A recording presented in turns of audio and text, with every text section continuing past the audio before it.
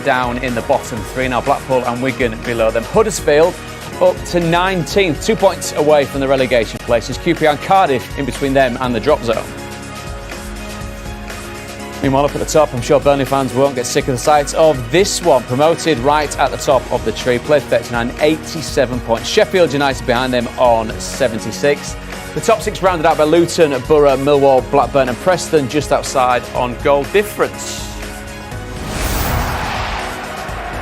So it's a party atmosphere started on Friday night at the Riverside Stadium when they put their place back in the Premier League. The travelling faithful and Keith Andrews and Joey McInniff enjoying themselves that night. Not getting involved in the champagne though, alongside Vincent Kompany's men. They're back home this evening at Turf Moor to share that victory, those celebrations with a very loyal fan base that have seen unmitigated success here at Turf Moor over the course of the season, Joey. Does that feel like what it's been built on, the home form, the run at home?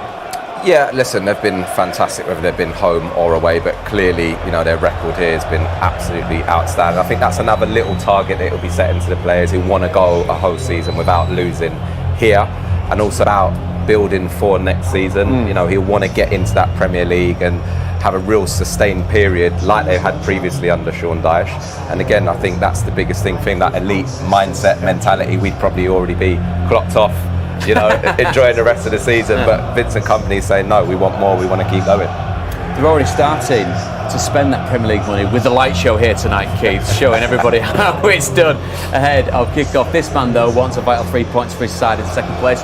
Is there potentially the chance of a Burnley side that's had a nice weekend and takes the foot off the gas? Yeah, Paul Heckenbottom would have been delighted that they got the job done on Friday night. No doubt what comes with that, obviously, an amount of celebration, the emotional highs, and then trying to come back down to then get ready for a game. As much as Vincent Kompany wants that mindset with all his players, they don't have what he had as a player yet. He's trying to instill that in the group, and he's done brilliantly, but still very, very difficult. I have Sheffield United as favourites tonight for that reason, and for where they are, the experience they have within the squad, the way they've reacted in recent weeks, and the nature of obviously what's gone on over the weekend with the celebrations. They're not completely relaxed. That isn't the Burnley side that's been put out tonight. We're just waiting for the main players to come out and take the pitch. They're ready to go, Sheffield United, aren't they? But 7 games to go, records to be broken. There's the motivation, Joby. Yeah, listen, I think that is the big test to me, and we'll know probably within the first 10-15 minutes of exactly where those players are, and I think certainly from Burnley's point, I think I've enjoyed it more than the players by the sounds of it. But no, listen, I think if they're anywhere near at it tonight, perhaps they've got to give even more credit to Vincent Kompany and that group of players, because as Keith touched on, the emotional high of getting promoted is so hard to get down off in such a short space of time. So it'll be a real interesting test for this group of players. Club captain Jack Cork leading the Burnley boys out. Your commentary team for this one right here at Turf Moor. Andy Hinchcliffe first. Good evening, Daniel Mann. Well, good evening, David. Good evening, one and all. The promotion-winning heroes come home.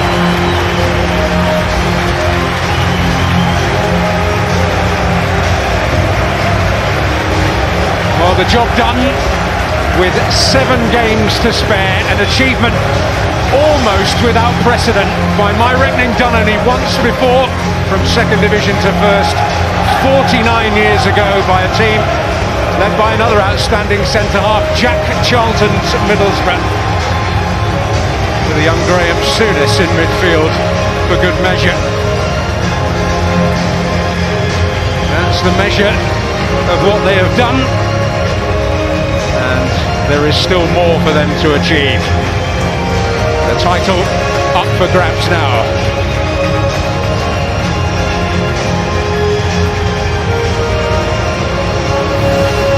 Well, no resting on laurels for Burnley. They were back in training on Saturday, but inevitably there are changes to the team. 3 in all. A first league start for attacker Lyle Foster, who did play off the left on occasion for Westerlo, his old club, though it is just as likely that Ashley Barnes drops deeper and Foster leads the line. Captain Jack Cork gets an opportunity from the off for the first time since February the 18th against his dad Alan's old club. Taylor Harwood-Bellis returns to defence. Well, Burnley-born Oliver Norwood has got used to life on the sidelines of late, but one of their players of the season starts in his midfield anchor role for the first time since that low point, the defeat at home to Luton a month ago.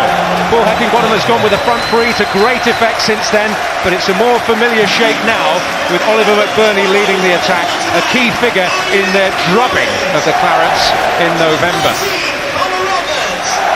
Well, one of the happiest birthdays of his life, I'm sure. Although has been a touch of a killjoy, banning birthday cake from the training ground this season. Maybe they've made an exception today. And exceptional of late has been Ashley Barnes. What a swan song for him.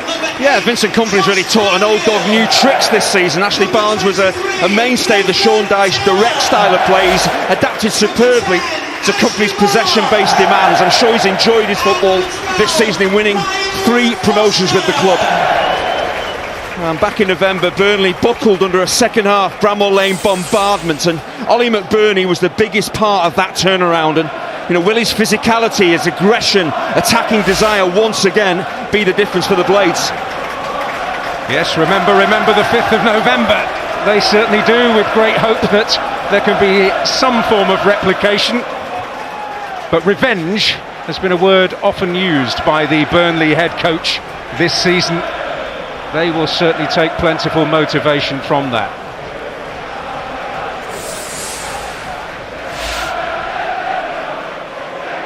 Sheffield United wearing just the one red stripe down their shirt in their change strip, and while Burnley have got the job done, the importance of this game in no way diluted, with Sheffield United keen to follow them down the path back to the Premier League. They have, to use 2 time-worn phrases, games in hand and points in the bag. And seeking a league double for the first time against Burnley since the days of Neil Warnock. Here's Njai and Sander Berger, and a positive start as you would expect from the visitors, and an early set piece so vital to them at Bramall Lane, and a real early test here for Ado Muric and co. Yeah, as you'd expect, a promoted team at home, the atmosphere is electric. It's vitally important Sheffield United got on the ball, got on the front foot to try and quieten down the crowd. They have a fantastic following themselves as well.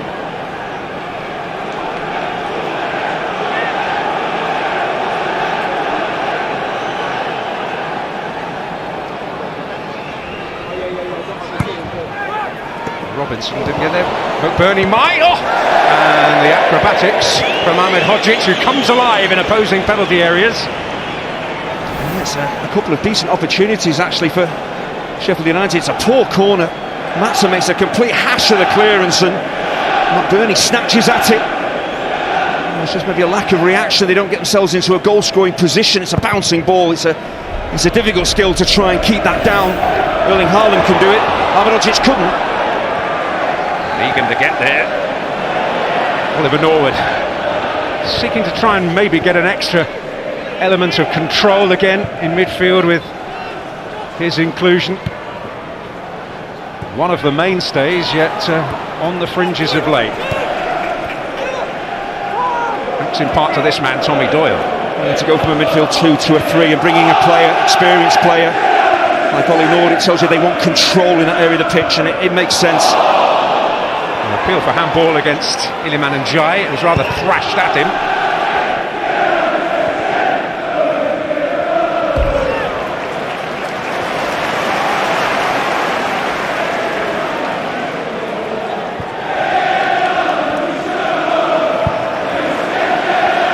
Painful collision with the advertising hoardings for Lyle Foster, who, as I suspected and frankly guessed, is operating from the left side. Vincent Kompany certainly not giving that away, but he has played a number of games in that role at his previous club.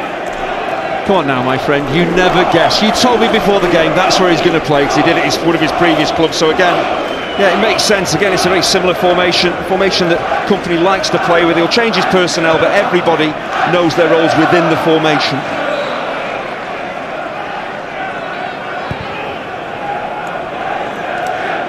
A slightly different feel about it, Burnley shape, just a little tweak, but not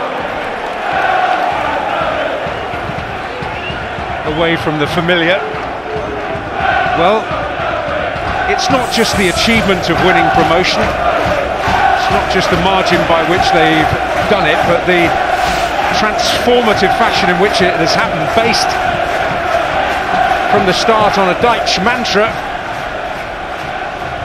Legs, hearts and minds, a sign at the training ground, but the way they've applied that philosophy is very different.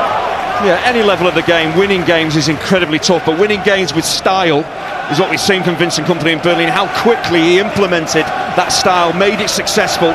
He's done an extraordinary job.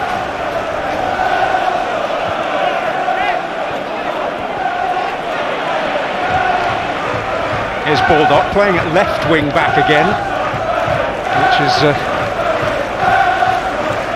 not his comfort zone, if you like, but needs must.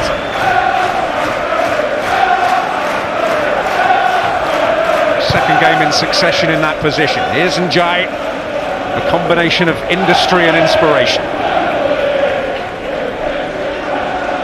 They're both just as impressive. Foster might steal it here, and indeed he has. Barnes an option, and Barnes is there. Offside though. There'll be a sigh of relief from Ollie Norwood. Laboured in possession, caught on the ball, it was pinched away, just makes his forward run. Ashley Barnes slightly too early. And when you're playing as that holding midfielder in between centre halves, you cannot afford to lose the ball in that area of the pitch. He does. You can see he goes ever slightly too early. He's looking across the line with his experience. Should have timed the run, should have stayed on side. So he's taking on a bit of a diamondy complexion at times, the Burnley shape.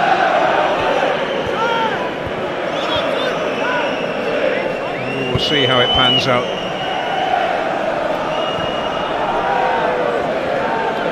We talked about the electric atmosphere at the start of the game, and it was all about Sheffield United coping with that atmosphere, getting on the ball, dictating play to a degree, and I think Paul Heckingbottom will be delighted about the amount of possession his team have had, and how they've got into the opposition penalty area very early on, so they've kind of set their stall out.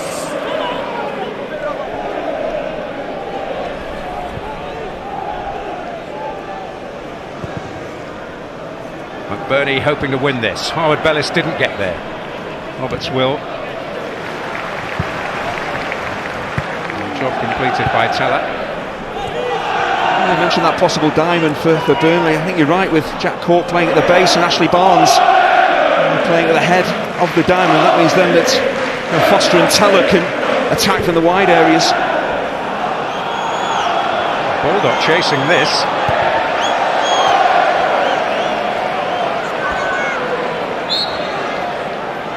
He's got an aggression about him that's been a welcome addition since he recovered from his injury that's blighted his 2023. Doyle applying some of that, and Njai as well, but there's Cullen. Good work by Njai.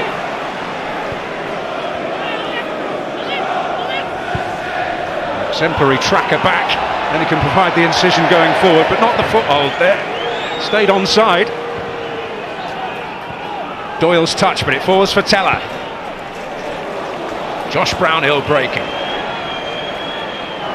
Held up by Ahmed Hodzic. Who is fouled.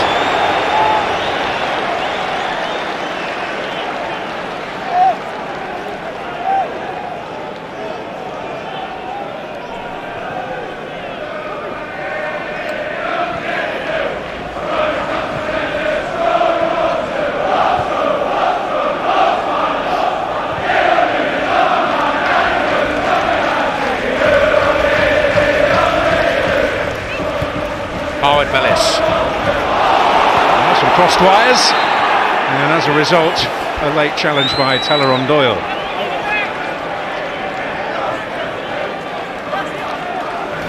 Well, they've not found it easy, Burnley, to get into some passing rhythm at the start of the game. The tackles are flying in, they've played fast football, Sheffield United, right from the off.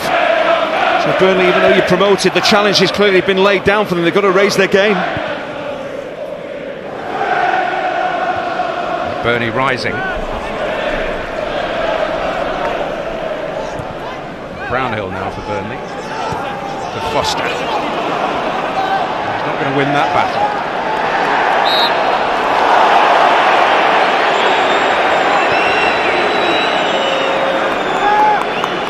great defensive positioning there from Ahmedhodzic. He knows that Mal Foster's going to try and knock that ball past him and use his pace. He just runs a really good defensive line. It's not a foul, he just blocks off his man.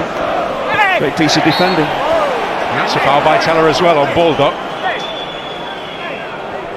It'll be interesting to see how far back Nathan Teller, Lyle Foster actually come, because of course different formation systems being operated by the teams tonight. So the wing-backs, Baldock and Bogle, will look to get forward into space, maybe in behind those wide Burnley attackers. It was a terrible Sheffield United free kick that threatened to put them in real trouble, but they retrieved it back quickly enough. And then McBurney sinned against by Taylor Harwood-Bellis. The yellow card shown. Sheffield United seeking to get on with it too quickly for the referee, who had other business to attend to. Yeah, Harwood-Bellis, I feel there, is actually playing Ollie McBurney. It's always going to be a physical battle.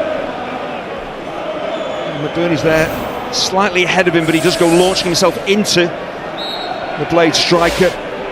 It is going to be a battle. Two centre halves in Harwood-Bellis and Jordan Beyer up against McBurney.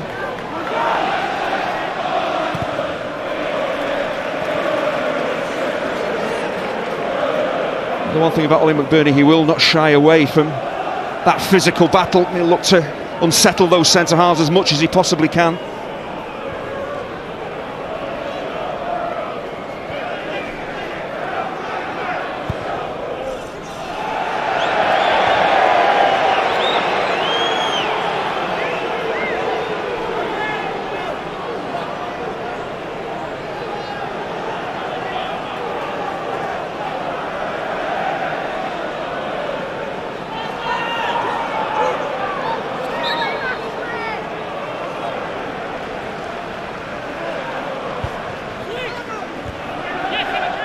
Norwood. Back by Beyer.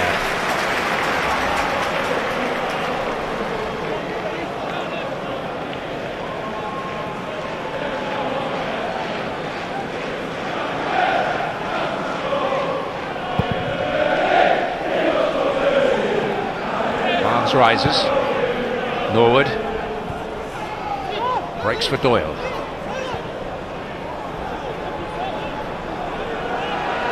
Cork. They're fouled by McBurney. There's a poor forward ball there from Tommy Doyle, because Sander Berger had broke from midfield, was in space. Just a poor pass, but already you can see that midfield trio for Sheffield United. Norwood is sitting the deepest. That's encouraging Doyle and Berger to step forward as much as they possibly can when the Blades have the ball.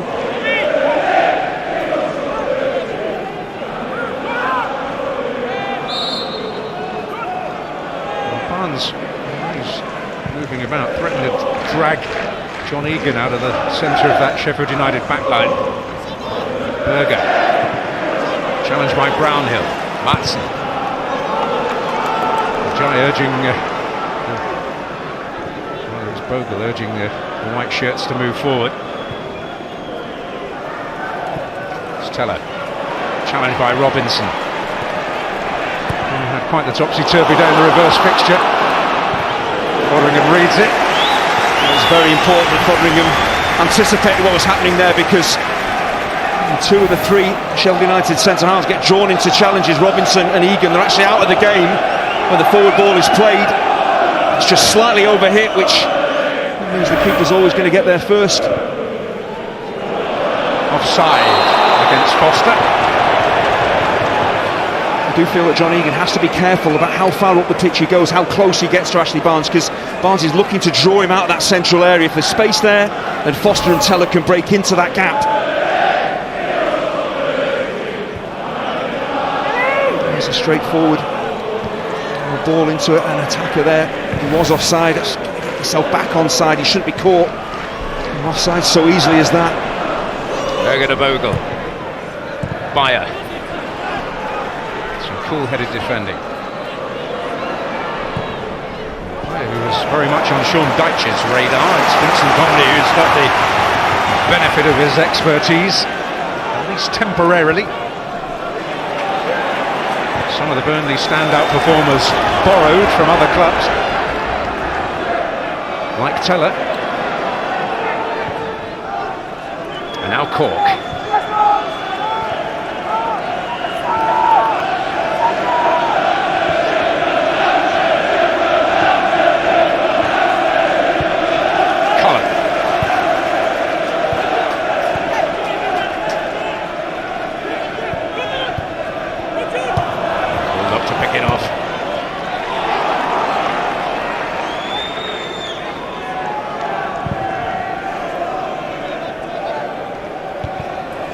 Bellis's head, and then Barnes.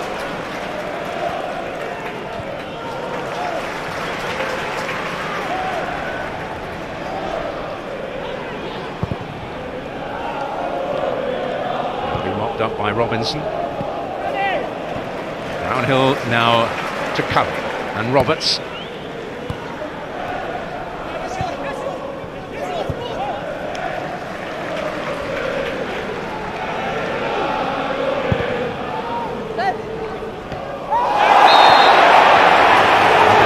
With the foul. It does seem as if Robinson's always arriving slightly late on the scene there. He's always going to have to go through Teller to get to the ball. That's exactly what happens, comes clattering into the back of him. He'll say he's just playing the ball, but he's going through the man to get to the ball. It's a clear foul, painful one for Teller.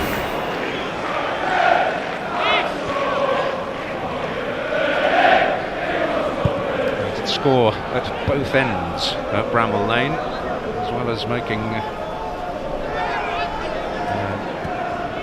mistake, in all honesty, for one of the other, or for the other Burnley goal that day, but he helped cause a bit of chaos at the other end.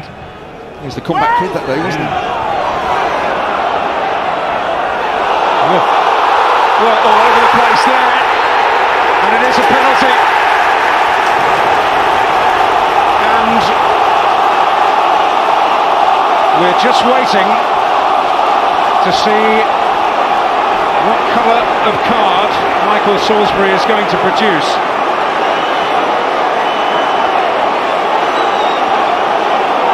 He went to his pocket. Well, now he's coming over to have a word with the assistant referee.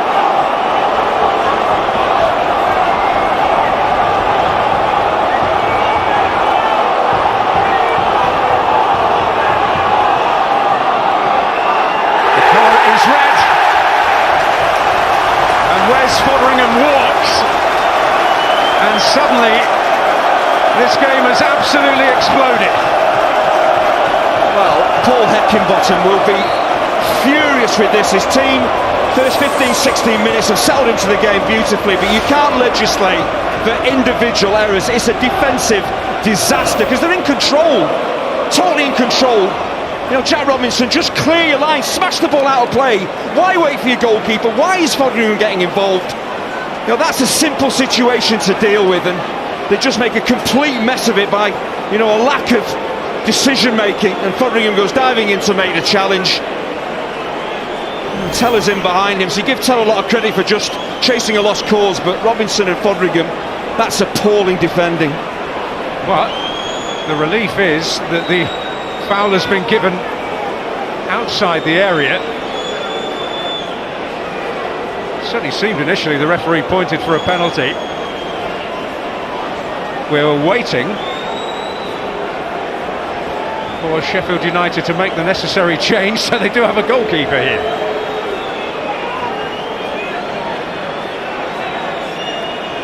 Wes Foderingham must clear the area. Adam Davis. Yeah, but it's that type of situation that must drive coaches crackers, because you can have a game plan, you can say to your players exactly what you want from them, they can produce it pretty much in the opening quarter of an hour, and then just a lack of communication or decision making, and the whole complexion of the game changes. Well, it's Jack Robinson who had that difficult day, well, that memorable day certainly, at Bramall Lane, who walks to allow Sheffield United to replace their goalkeeper. For Sheffield United, replacing number 19 Jack Robinson is the one Adam Davis. Made 3 championship appearances this season for Sheffield United, the Welsh international. Yeah, Robinson really should just be smashing that ball out of play, but I think the fact that Foderingham comes to try and deal with it confuses him, and he thinks, well, should I leave it to you? And it's just that complete mess. As a defender, you're first to the ball, just clear your lines, and then say to the goalkeeper, don't get involved, you've no need to. But once he did, it put doubt in Robinson's mind, and it was a complete mess. Well, any lip reader will tell you that Paul Heckingbottom was making that exact point to Jack Robinson. well, a test. An awesome task has just got all the more difficult for Sheffield United.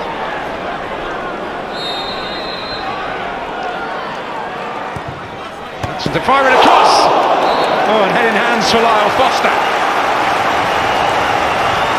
Clearly the ball must have presumably cannoned off a Sheffield United player here, because it looks easier to score than to miss. Sonderberger's the one up against him. Who does this come off last? It looks as if it's an opportunity to score. Just seems to maybe glance off the Sheffield United midfielder. Well, no significant protests. And Lyle Foster will be wondering how on earth he didn't score. And Sheffield United will be grateful that they survived that. Can they survive this? Very strong from corners, Burnley, this season. It's Maatsen to play it in. Second time of asking, comes out to Cullen.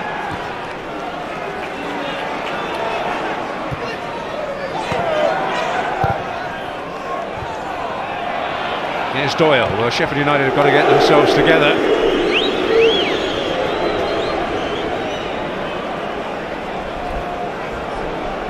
The unfamiliar sight for them of a back four, you would imagine. It's Berger, now Njay. Tommy Doyle.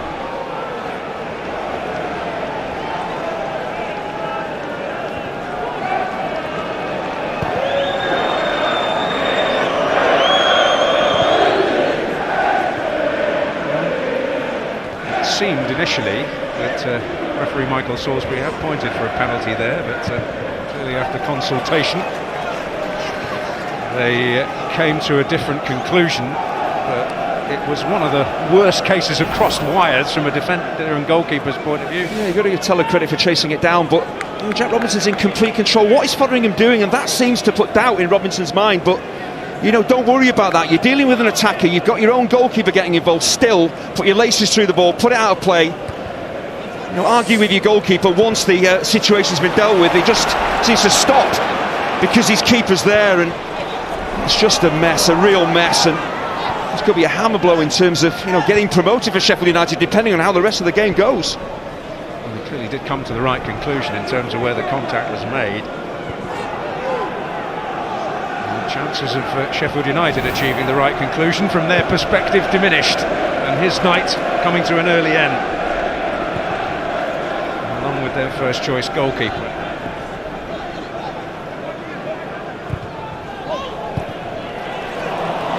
It's loose by Barnes, and Njay is not the sort of player you want to give gifts to. He's felled there by Cullen.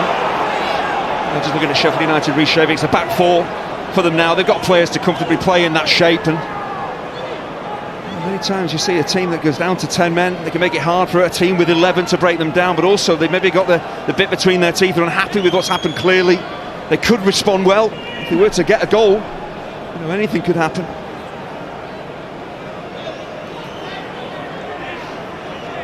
They can get up the pitch and force set pieces, then the door is wide open for them. Certainly got a height advantage. Attack the ball with great vigour and have real quality in terms of the delivery. It's Doyle who will provide it, and provide some catching practice. Well, there you are. Always works out that way. They have quality in their delivery, but not on that occasion. That was a dreadful ball in. That's the type of situation now Sheffield United have to play for. They have to make the most of. They're not going to have a lot of the ball. 11 against 11, they're probably weren't going to dominate possession, but a man light, they've got to accept the game that they're now involved in and try and win it in a different way. But if you were looking for a real defining quality of Sheffield United this season, you would say that's it, wouldn't you? That they well, there's no way they're going to lie down and just, you know, take a beating. They are possibly the best at winning the game in front of them. Burnley tend to wear teams down with their inimitable style. Sheffield United, while Burnley could lay claim to being the most attractive team, Sheffield United could lay claim to being the most adaptable. This is Brownhill, Maatsen, and Cork. Sure, he might get on the end of his own pass. Brownhill in the end will pick it up.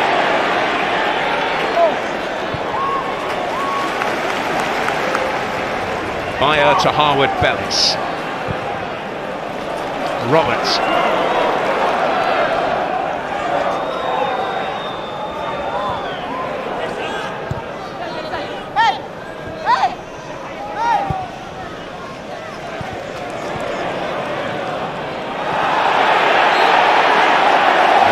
It's a foul by Jayden Bogle.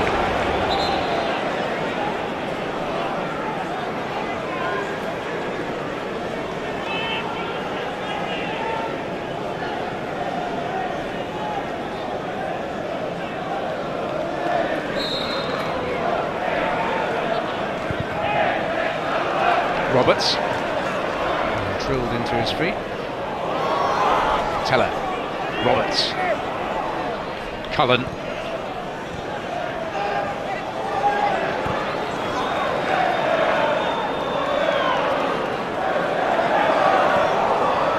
Teller again. Cullen once more. Harwood-Bellis. And this possibly the pattern for the remaining hour and more of this match. Teller. Well determined to prevent the cross from causing genuine danger, but the set piece might. Bags of possession for Burnley, but all across the face of Sheffield United. That's what they will want. They'll bank themselves up. They won't want Burnley to get in behind or get wide and get crosses in. That's when they're really effective.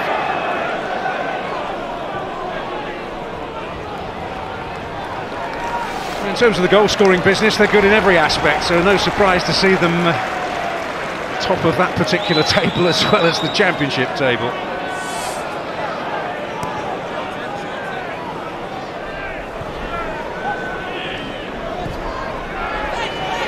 Ian Matson. Brownhill to drill it. McBurney stationed. Oh, a great challenge by Iliman and Jai. And the shot from Cork straight forward for Davies.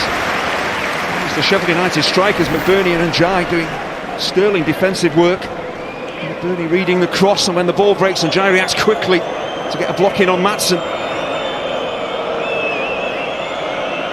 In this position, the only difficulty the keeper might have is when it comes, through bodies where he can see it, but it's a comfortable save in the end for Adam Davies. We've not even mentioned him. He's got to get to the pace of the game quickly, expecting to be severely tested.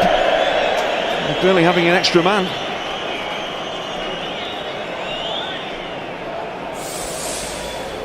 Certainly a tough task, and if he is to add to the very respectable record against Burnley, then they're going to do it the hard way. They do have a healthy margin, as well as a game in hand over Luton, who are their nearest challengers now. A very good win for them against Blackpool today. Middlesbrough with a great comeback in the end at Bristol City, but it's not been the happiest of Easters for them.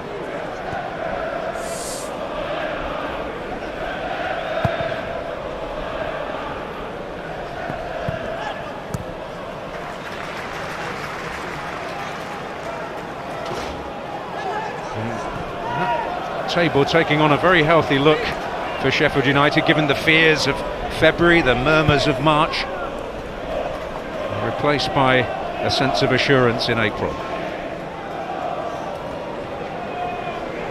But not so here tonight.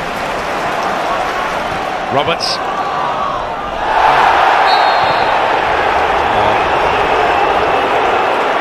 Wasn't terribly subtle from John Egan, and he'll get a card for it. No idea what he's thinking of here. Look how dangerous a position this is on the pitch for a free kick, and he just goes clattering into Teller. There's only ever one outcome for a challenge like that, and that's a free kick. It's just a silly challenge. The team are going to be under pressure anyway with a man light, but don't make challenges in that area of the pitch to pile even more pressure on your defence. An exasperated Hinchcliffe, and with good reason. But I'm sure that's felt doubly or trebly by the Sheffield United coaching staff, and in particular if something comes of this. I'm only saying it's wrong, because I've done it a million times myself. Well, indeed. And far worse. It's Brownhill's delivery. There's at least a sense that Berger got a telling touch. With the pace that's on the delivery, this could have been turned in by any player. And Brownhill does the right thing, flashes it as fast as he can, as flat as he can, into that 6-yard box. And Sheffield United, and Sonderberger in particular, do well just to make sure they don't turn it past their own keeper. As long as he's not going towards goal. And it's half the battle. It was flashing across, so no surprise that it couldn't be directed.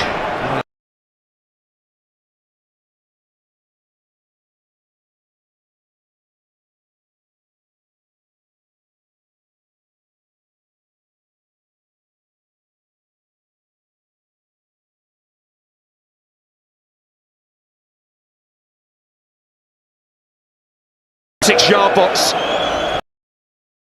And Sheffield United, and Sonderberger in particular, do well just to make sure they don't turn it past their own keeper. As long as he's not going towards goal. And it's half the battle. It was flashing across, so no surprise that it couldn't be directed.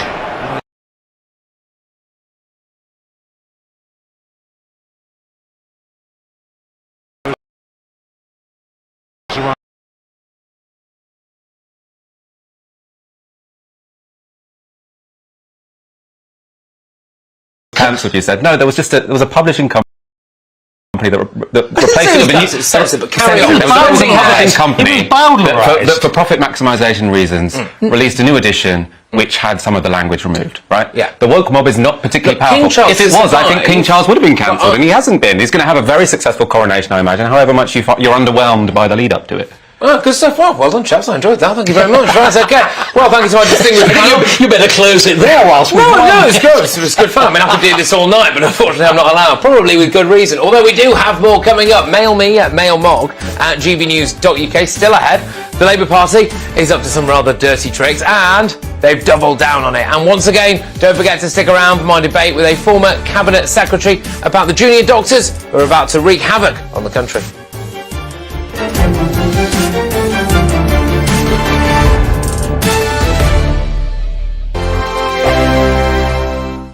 I joined GB News because I was sick and tired of not hearing my views being represented, not just mine, but so many people that I knew and spoke to. I just couldn't get my voice out there. Fire. To no reward, that surge, and he's vacated the space. He bottled off the Bogle raid, and it will be picked up by Nathan Tell. Roberts making an offer, and here he is. Burnley trying to get a bit of rhythm going. Touch there by Maatsen. Brownhill filling that space. Now Cork. Cullen. Cullen, the man with the baton. The conductor. Simon Raffle of the Burnley side.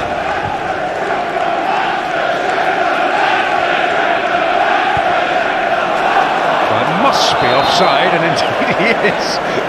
Niall Foster. Well, the idea was right. A lot of Sheffield United defenders watching the ball. Mohamed just steps up at just the right time. He appreciates the run he's being made and steps up. Good defensive discipline. We talked about how hard it can be. It's obviously going to be hard for Sheffield United down to 10 men, but it can be difficult for a team with the extra man. Because you can have so much comfortable possession, you've got to speed the game up, play quickly, 1 and 2 touch, zip it around. You've got to move Sheffield United around. If you play in a laboured fashion across the face of that Sheffield United defence, they will find it relatively easy to keep you out.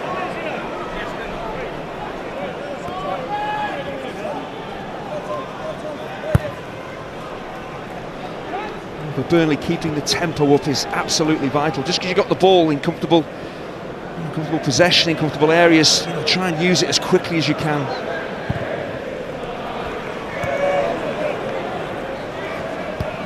Howard keeping a very close eye on Jack Cork.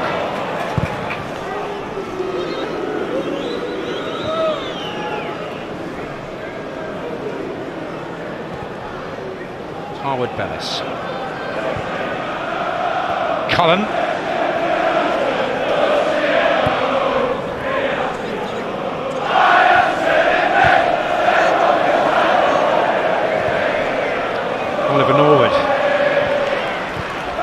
touch there by McBurney, loose by Berger. Be picked up first by Cork and then by Maatsen. Brownhill, beautifully into Connor Roberts. Teller. And pinball. There didn't have to be a twist though, because Ahmed Hodzic got there. It was his mistake initially, he just headed the ball into his teammate Norwood, but reacted so quickly. And the ball bounced back towards him. I think Ashley Barnes was a bit disappointed a ball in to a central area for him didn't come then. But Burnley with a real stranglehold on possession, and it's Teller off Norwood. Oh, and Egan didn't get there. And indeed tangled with Foster. It was Ahmed Hodzic in fact, and that could have been costly. He had eyes on the ball, in fairness to him.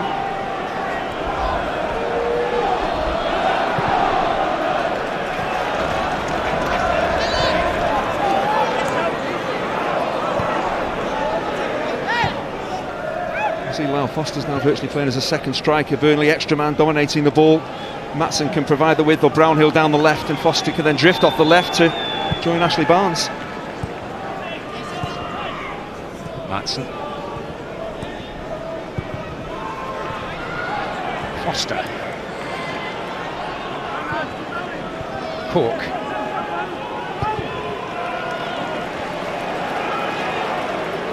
Harwood Bellis.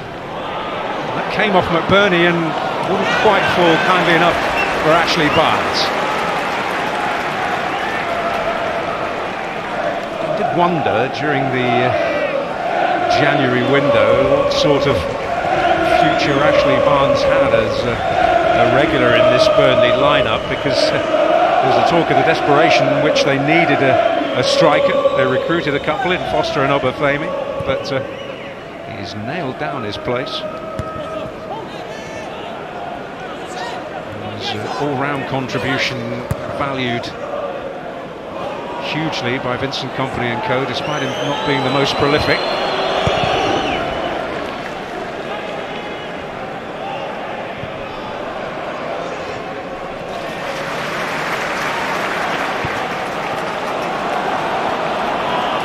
Roberts.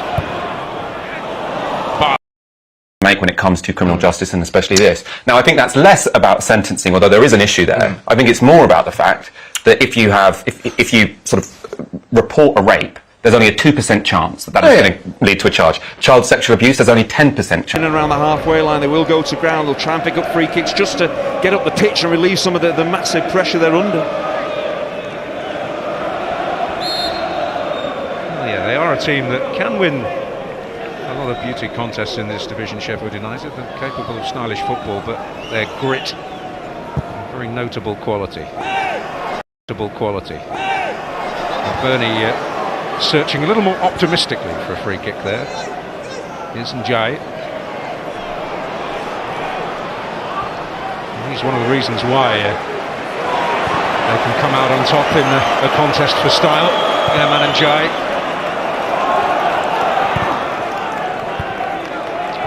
Been a terrific four-game spell for them since that defeat against Luton. Here's Berger, and Njai is there. Oh, given away a lot of bogle here, and it's not over for Sheffield United. It is now. Well, it's a well-constructed attack from Sheffield United, and you've got to admire them. They're working tirelessly defensively, but when they get the ball back here, they do commit bodies forward. It's a difficult chance in the end for Njai. He's made his run across Harwood Bellis. He's got to the ball first. It's maybe slightly behind him. He's just looking to cushion the volley. Goalwards can't make clean contact on it, but I think with Njai and McBurney, what you have, yes, you have maybe goal scorers, match winners, but they will work incredibly hard for the team. They'll drop back into midfield when they don't have the ball and work tirelessly to help all their teammates out. Barnes gets the free kick. Egan following him a long way. He's got to be a little careful. He's desperately keen to win that physical battle with. Ashley Barnes is on a yellow card as well, so he can't afford to get too many more wrong. Egan too eager, perhaps. And Barnes looking to combine with Maatsen. Oh, Norwood giving it straight to Cork. And, taking an element of risk there to swipe it away. It's a sort of situation in the penalty area that can go wrong for a defensive player. There's a slightly naughty from Norwood, frustrated with himself and giving the ball away initially. He wins the ball, makes the tackle. There's a little bit of a follow through, I think there is. Catches Maatsen. That's a nasty one, and I'm hoping that is just purely accidental, but I just wonder, he gets the ball maybe half a second ahead of Maatsen, and that follow through, incredibly painful.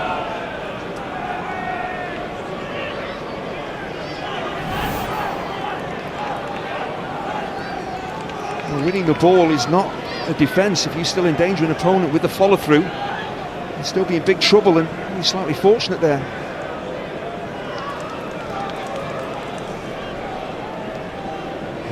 Opportunity to get some messages on board to his front two in particular. A chance to get some fluids on board as well, because it's been a difficult last 20 minutes or so since the sending off. They've of course been asked to work hard, be well structured, the change of shape. It's incredibly tough, even though it's a cold evening here at Turf Moor. You have to put a lot of work in, spend a lot of energy to get your breath every time there's a break in play. Yes, it's not the most surprising development of the day that it's a cold evening at Turf Moor. Do the clocks go forward in Lancashire? Steady on.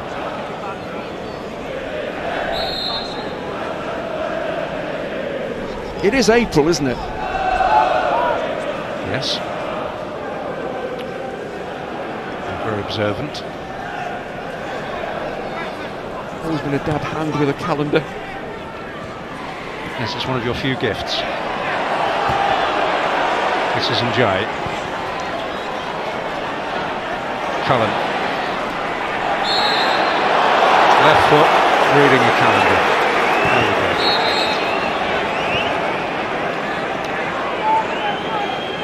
Well, Burnley not exactly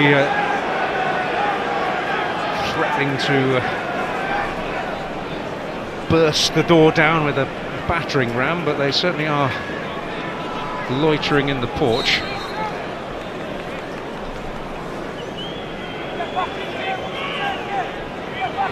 Hoping to catch everybody out here. It's Roberts to Cullen. Brownhill rising with intent. And of course, it's incredibly difficult to prove intent. Ollie Norwood would just say, I was playing the ball, the follow through caught Maatsen here, but I think this is endangering an opponent. Yes, you win the ball, but that follow through, do you really need to go as high as you do? I don't think that you do, and he's lucky Maatsen's not come off worse. Well, the referee certainly saw it as a racing incident, if you like. High as you do. I don't think that you do, and he's lucky Maatsen's not come off worse. Well, the referee certainly saw it as a racing incident, if you like, rather than applying blame.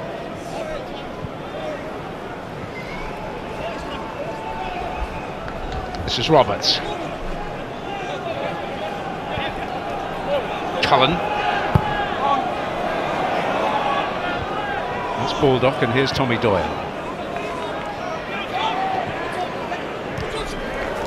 Barnes to Roberts.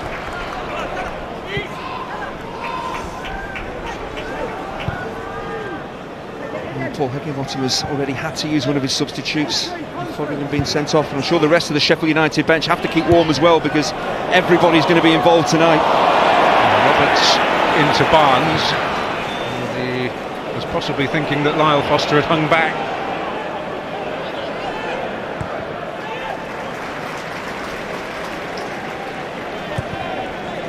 Here's Cullen. Roberts.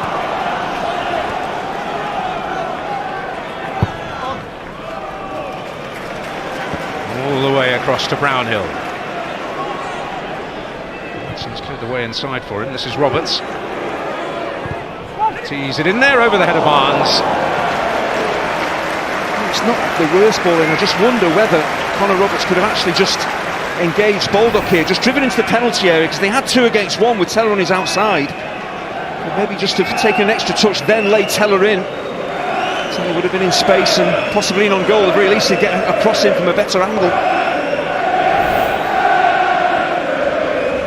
Well, the race continues to be run, particularly for playoff places. Middlesbrough's hopes of an automatic promotion spot fading, but that is a key game in the North East on Friday night, followed on Saturday lunchtime by Sheffield United's continuing quest for a place in the Premier League against relegation-threatened Cardiff, and Blackburn up against Hull. Fine comeback from Blackburn.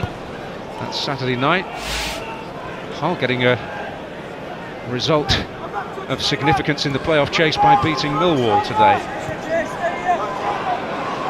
It's certainly going very well for Liam Rossini at the moment. Stacking up the wins, but there's a newfound sense of solidity about Hull City in general. Despite conceding 4 the other day. Roberts. Doyle well marshalling Connor Roberts there, didn't allow him to get into a threatening position. Breaks now for Brownhill. Maatsen for Burnley. Barnes wanted it, but Roberts will use Teller. Fine. Oh, Adam Davis content to watch the header from Jack Cork.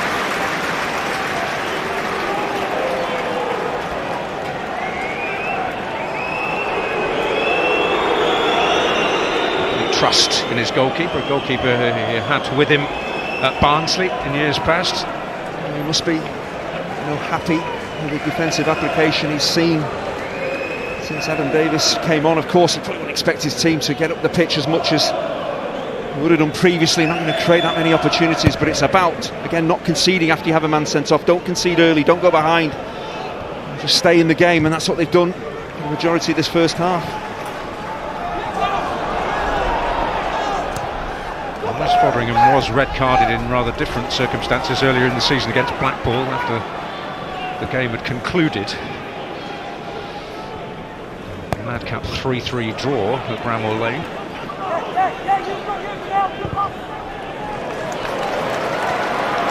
Teller on the outside of Baldock, or perhaps the other way. It's teased in there by Cullen. Will be retrieved by Maatsen, and here's Brownhill trying to disguise his intentions. Connor Roberts, Brownhill again. Bayer, he might unleash here. Indeed he does! Well, the Burnley fans, Ashley Barnes, were disappointed that at least one cross didn't come into the box. They recycled it, they went back across the pitch. And he breaks to Jordan Bayer. Doesn't put his laces through it, he pretty much passes this, but it's always moving towards Adam Davis. Save he should make. Short corner again. Cullen. Roberts urged to shoot, he finds Teller. Now Maatsen. And the offside flag up, so what happens from here on, irrelevant.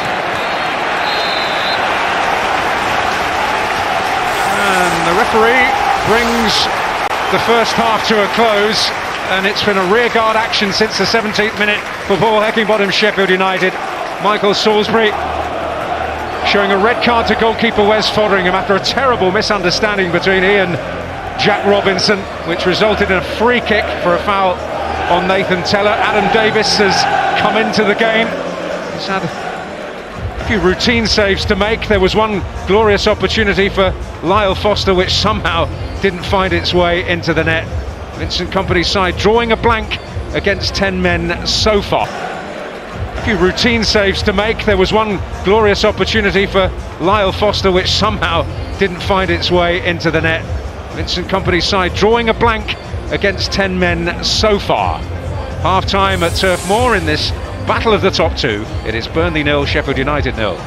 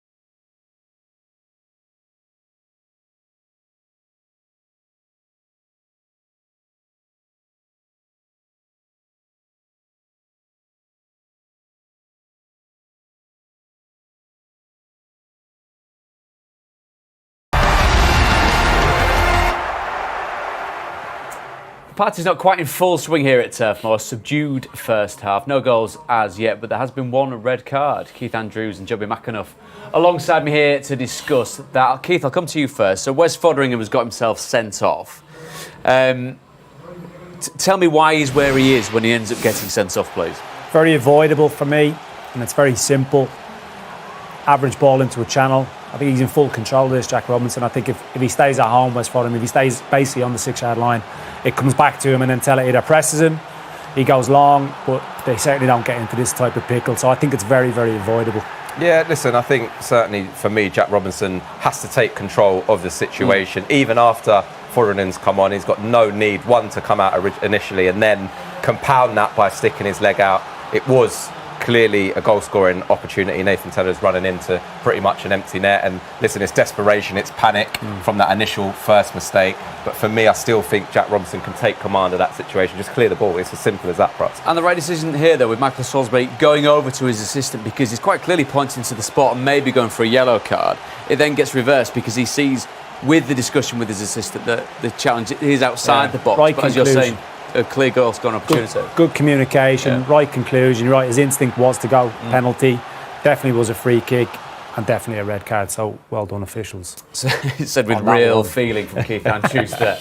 That was a red card, and definitely a red card, as Keith says. Should there have been another red card for Sheffield United with Ollie Norwood's challenge? I say challenge, assault on Ian Maatson here. Yeah, it's a bad tackle. It's one of those, I think, for those of us that have played, yes, he gets the ball first, but there's a definite follow through. It's high, it's dangerous, right into Matsson's knee.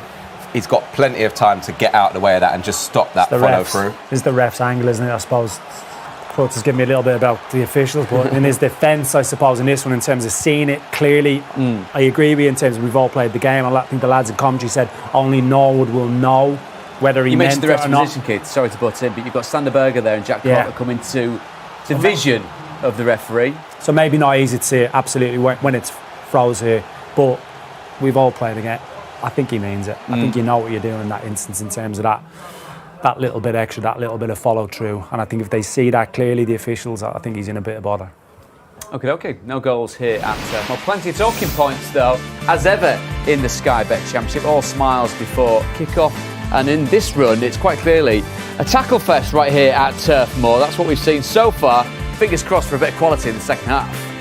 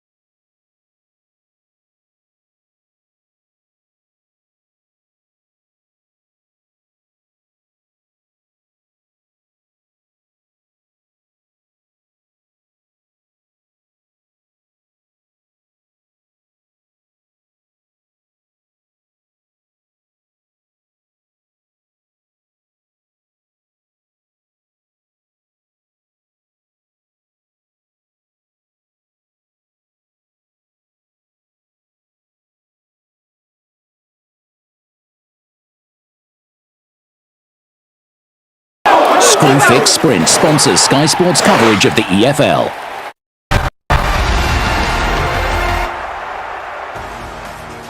Preston now level on points with the playoff places thanks to a 92nd minute winner from Brad Potts at Deepdale against Reading. The reward for that goal, 3 points and a Ryan Ledson clothesline. Busy day in the Championship. All the highlights available now via the QR code on the right-hand side. A point for Huddersfield against Blackburn. Rovers equaling at the death. Big wins for Sunderland and Hull. Luton beat managerless Blackpool. Swansea piled on the misery for Wigan, and Borough fought back from 2 down to salvage a point at Ashton Gate against Bristol City. No goals as yet here at Turf Moor. There was a red card. The West Fotheringham finding himself in no man's land, bringing down Nathan Teller, and a deserved red card early bath for him. Jack Robinson was the man that salvaged in the hunt for a point in this game. Vinny not happy. Second half next.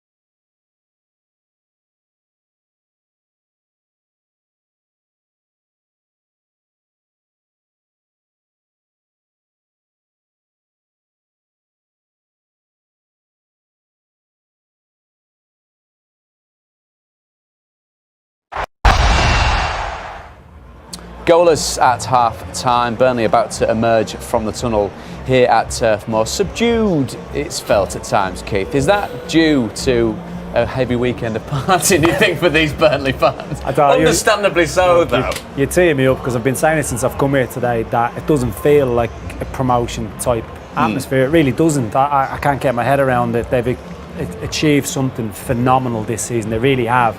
Players obviously not at full tilt, I think it's fair to say, understandably. I think the fans can do a little bit more to get them going. I mean, understandably so. It's been a kind of a parade at times, hasn't it, for them to get towards where they ultimately wanted to end up back in the Premier League.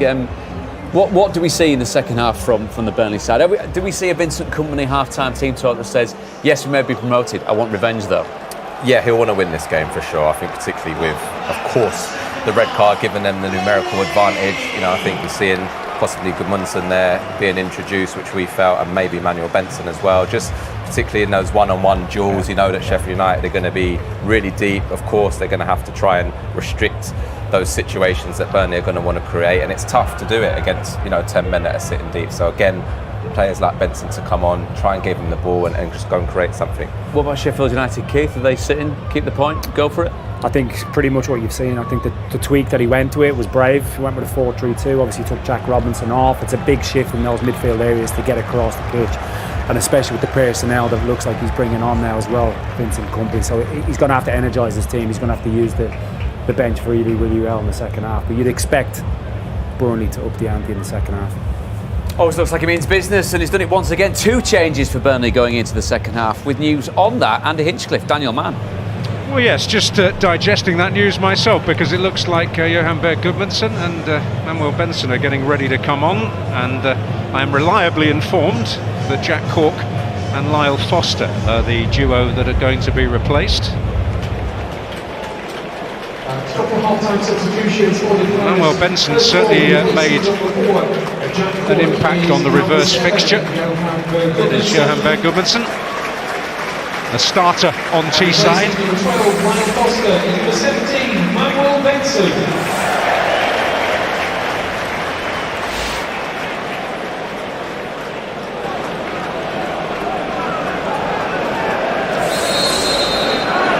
So Burnley, against a short-handed Sheffield United, get the second period underway. A team that keep going, a team that are rarely frustrated in their quest for goals, although if they do not notch in the next 45 minutes, there will be 2 successive matches here at Turf Moor in which they have not scored in the Championship after Sunderland's excellent and well-organised display. It's no real surprise that Vincent Kompany has made those positive changes, looking to take the game even more to Sheffield United. Benson will operate down the right, Teller will switch to the left. Of course they're going to dominate the ball, but it's about getting those key attacking players on the ball in dangerous areas, and to do that they need to play sharp football.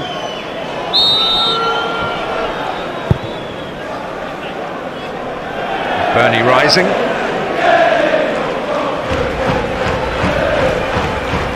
It's almost as much about gaining ground and gaining free kicks than actually gaining the ball himself when it's played up there like that for Ollie McBurney.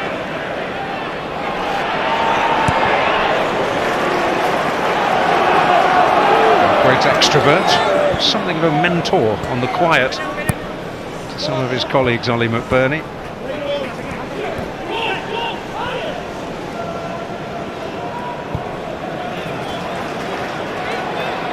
Well, here's Taylor Harwood-Bellis moving into space. First opportunity for Benson. And an early threat from him, and a painful outcome it seemed for a moment for John Egan. Ahmed Hodgic with a very close eye on Ashley Barnes in there. He can be a bit of a wind-up merchant. A little bump there between McBurney and Barnes. When you've got Benson and Teller on the pitch, they're going to provide the width. You've got to get the ball into their feet, get them running at fullbacks. Tess, Baldock and Bogle. Trying to get out wide, get crosses in for Barnes. Goodmanson making runs into the box. Brownhill as well, but width. It's vital that Burnley finds some. Almost as much magic as Penn and Teller in those two.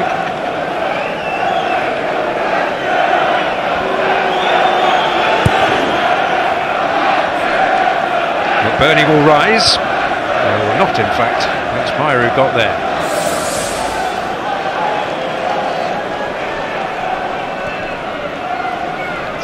They're making a couple of changes at the break.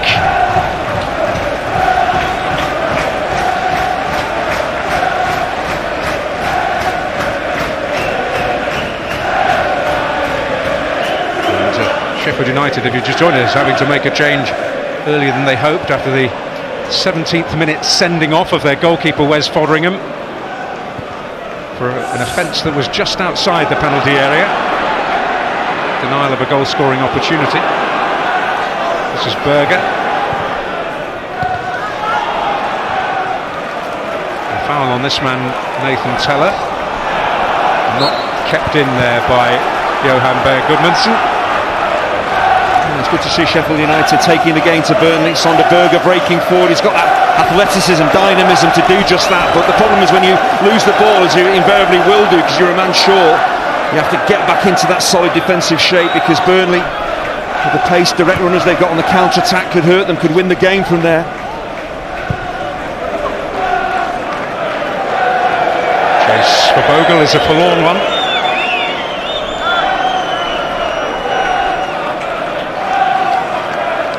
45 minutes to negotiate. I mean, a point at Turf Moor for anybody would be a terrific result, and I'm sure he'd be pretty satisfied with that now.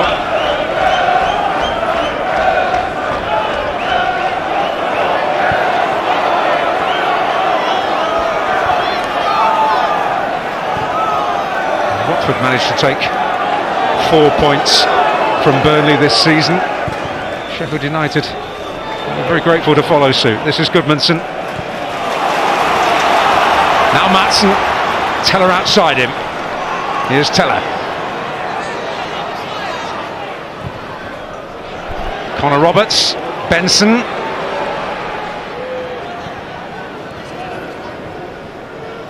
Cutely done into Brownhill, but well, now Benson will unleash! And the first ruffling of a net, but as the Sheffield United fans are enjoying, it was the outside. Burnley there doing all their attacking across the face of that Sheffield United defence, but Benson, as we've seen before, has the ability just to drop a shoulder, go onto that left foot of his, and if you don't close him down, as Sheffield United don't do there, you run the risk. He just actually pulls the shot. He needs to aim for the bulk of the goal to Adam Davies's right. He's got a much better chance of scoring, or if the keeper saves it, there's a tap in for a teammate. And Cullen dropping in alongside his centre-backs to try and contain Oliver McBurney from the long goal kicks.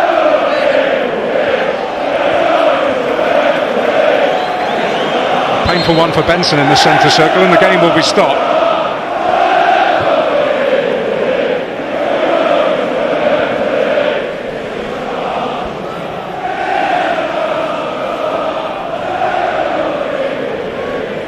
Just looking how Burnley have shaped up during the course of this game. It's expected they're playing high up the pitch, but you can see how narrow, how congested that setup is. And with Benson coming on and with Teller down the left, they've got to try and stretch that out, stretch the Sheffield United defence, get some width, get some crosses in. It's really congested in the central areas. That's where Sheffield United will want Burnley to play, where it's tight and where they have bodies.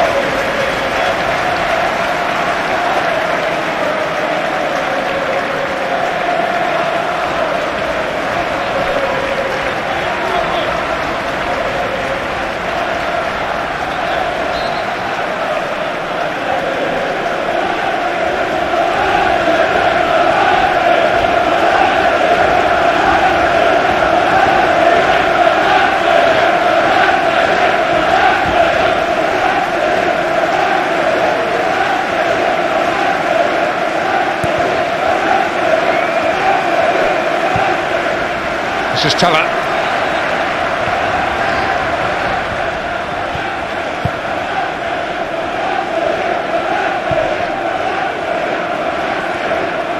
Benson back in business. Testing Doyle. And testing Baldock too, who was certainly alive to the situation and will be disappointed that the outcome is a corner. He felt differently. And clearly not happy, but good work from Tommy Doyle, doubling up with Baldock on Manuel Benson. It's hard work from Doyle to cover the ground to help his fullback out.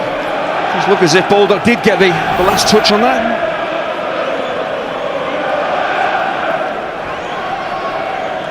Wasn't absolutely crystal clear.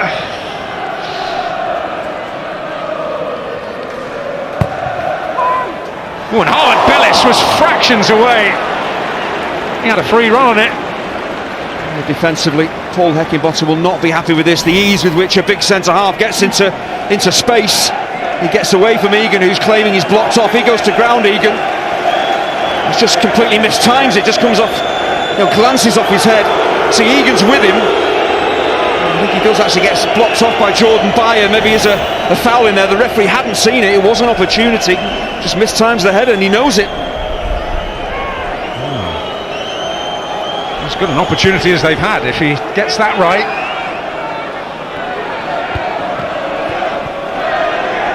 And the night of grim toil become even more difficult for Sheffield United.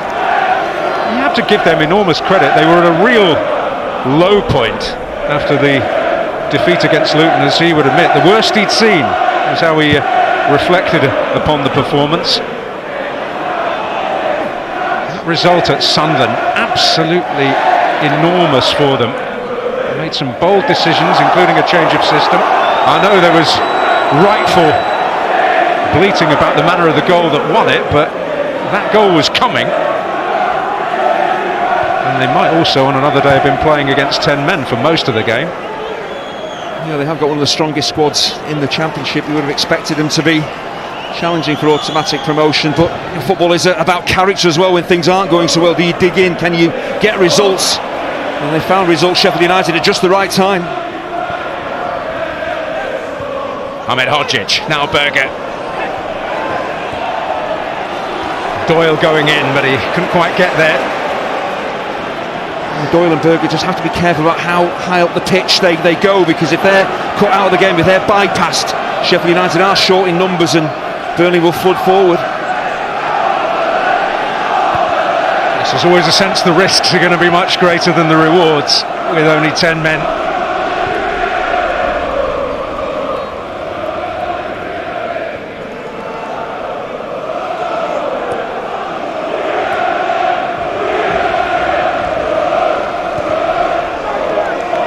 Worthy of a reminder that a point would extend their margin of error, Sheffield United, to 6 points. They would still have a game in hand on Luton Town.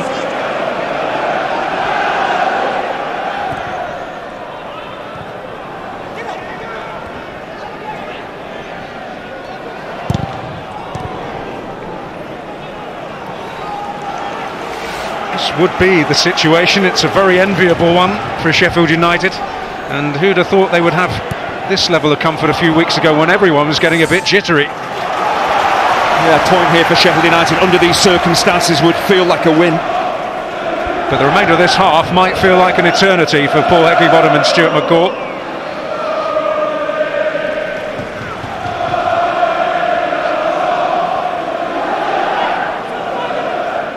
Got lots ahead for them this season, Sheffield United. Wembley occasion in the FA Cup. It'll be interesting to see how they fare on neutral ground against Manchester City, given Burnley were, in the second half, particularly blown away by Manchester City at the Etihad.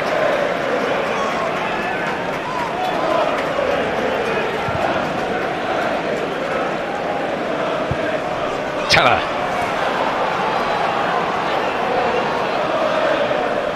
Four in the area. Teller to drill it. Ahmed Hodzic stationed on that near post. Yeah, Sheffield United are looking to keep their back four intact, so Bogle isn't stepping out to deal with Nathan Teller. It was Sonderberger on this occasion. That's not really where the midfielder wants to be, up against a tricky winger. It's always maybe easier for him to get past Berger than Bogle. Oh, and a touch of audacity from Ashley Barnes. That's not the greatest ball in from Josh Brownhill, so it's just a question of whether Ashley Barnes can make something of it, and it's cheeky, but it's off target. Well, what a ride it's been. 9.5 years. Seen some magnificent days, and it looks as though his Burnley career is going to end on yet another high note. I remember watching Burnley and Ashley Barnes on the opening game of the season against Huddersfield when they were so impressive, and I just thought he was excellent on that day, but you know, would he survive the season? Would he still be here? Come April, May, the end of the season, and I wasn't sure, but he's merited his place in the team. He's been outstanding. Well, Bogle booting the ball away. The referee's certainly tempted to proffer a yellow card, which he does.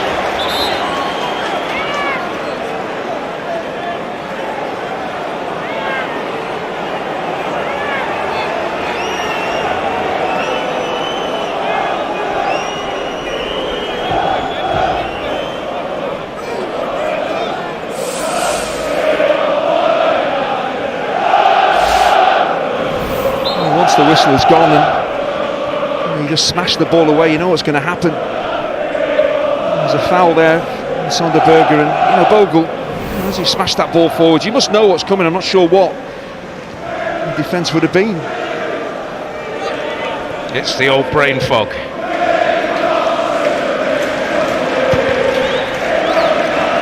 Footballers are very good at finding excuses, though. It's amazing what they come up with. Here's Goodmanson. No one up with him to take advantage of that. Ashley Barnes giving it the applause it deserved. Yeah, his run was outstanding. The cross was superb. It was out in front. Well, it should have been in front of his teammates. They just couldn't catch up with him. He was far too quick for them. And none of them are going to actually get in there to give him a target. Here he is again, Goodmanson. Now Brownhill. Howard Bellis. Roberts to Bayer.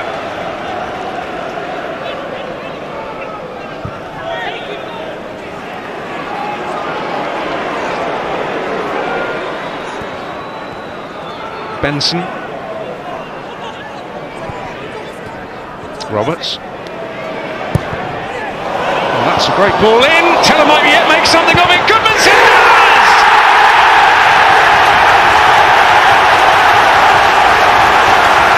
Well, they couldn't keep them out forever.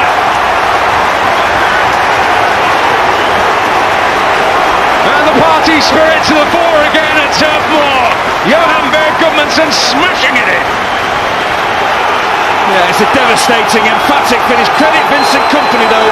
Hard time making the changes, getting Goodmanson on, getting him high up the pitch, and he has the quality to create goals, to score them. But actually it's about changing the picture as well. It's actually Howard Bellis, the centre half, half who steps forward here to deliver the ball into the box. It's a brilliant delivery.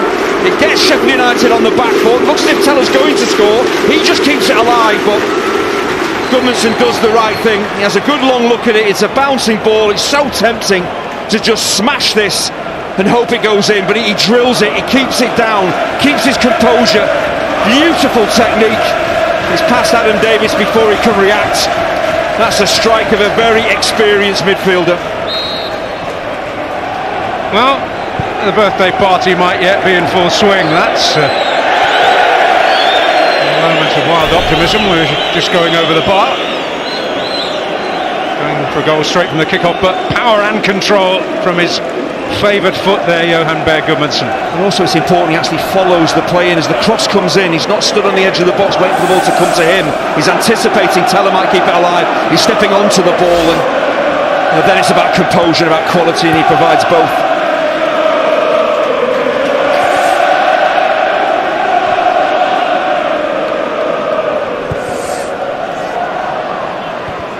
Barnes. Egan's head.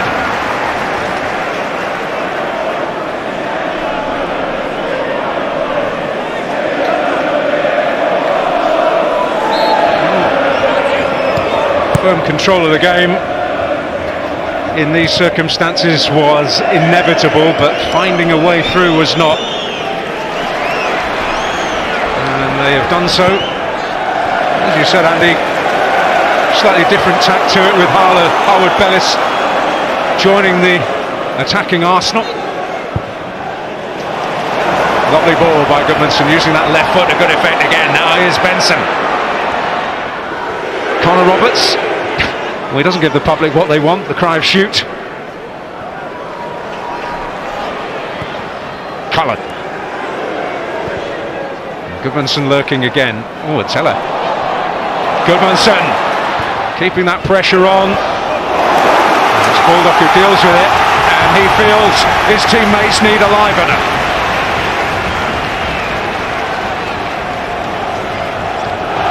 Gudmundsson's had a huge effect on the game, scoring the goal obviously, but his forward runs, he's popped up in a variety of positions, his quality delivery into the box with his crosses, he's had a major impact, exactly what Vincent Kompany wanted from him, sending him on.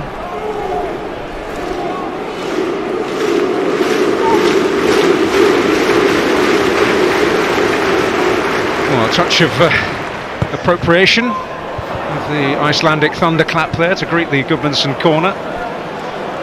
I'd be surprised to learn it, but the actual fact is that the Icelandic thunderclap was invented by Motherwell supporters.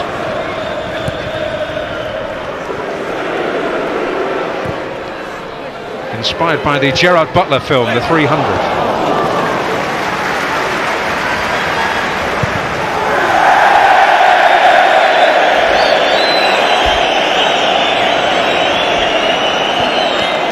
Not a distinguished moment for the second Sheffield United goalkeeper of the day. He's had some dramatic moments, couple of penalty saves in League and Cup from Teemu Pukki and the incredibly prolific Paul Mullin of Wrexham.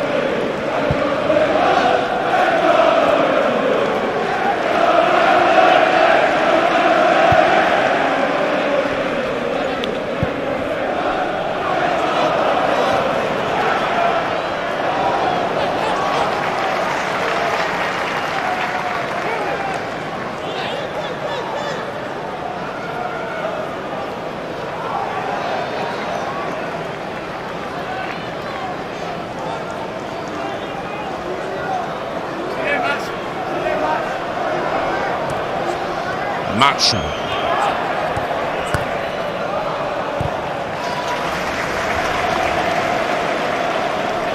This is Harwood Bellis. Roberts. Cullen.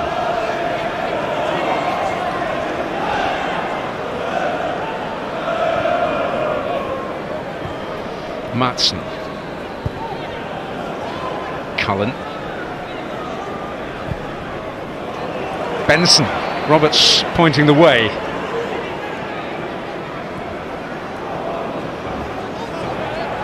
Touch of momentum lost perhaps. Benson seeking to re-establish it.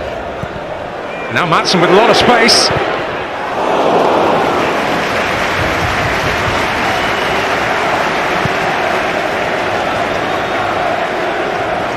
Well, Johan Gudmundsson, an attacking change that's worked out brilliantly for him, for Vincent Kompany. It's a wicked ball in. It looks as if the opportunity is gone, but Gudmundsson, you see, following the ball in, it sits up nicely for him. But how many players in this position would just go for pure power and possibly, lose the precision, lose the accuracy? He doesn't, and that comes from experience. A nice, clean strike of the ball. Keep it down, keep it on target. It's past the keeper in a flash. First goal of 2023 for him. It just reduces a fraction Sheffield United's margin of error. Oh, but they might get some back here. Well, Moric got it right with an onrushing Iliman Ndiaye. Oh, moment of high anxiety, a brief incursion into Burnley's defensive territory from Sheffield United, and just a reminder that nothing is secure in any way, shape and form here tonight.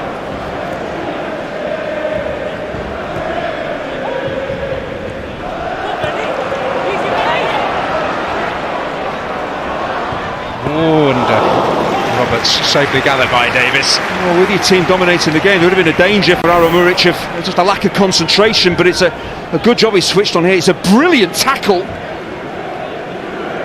He wasn't going to dive in there with his hands to try and collect it. He felt he had to make the challenge, and that's one a centre-half, a fullback would have been proud of. Yeah, some fullbacks do make, or did make tackles like that. Others didn't. I tended to avoid them as much as possible, but over 16 years or so, you tend to have to make a few. They hurt, though. Well, we are going to see a young man whose flashes of inspiration.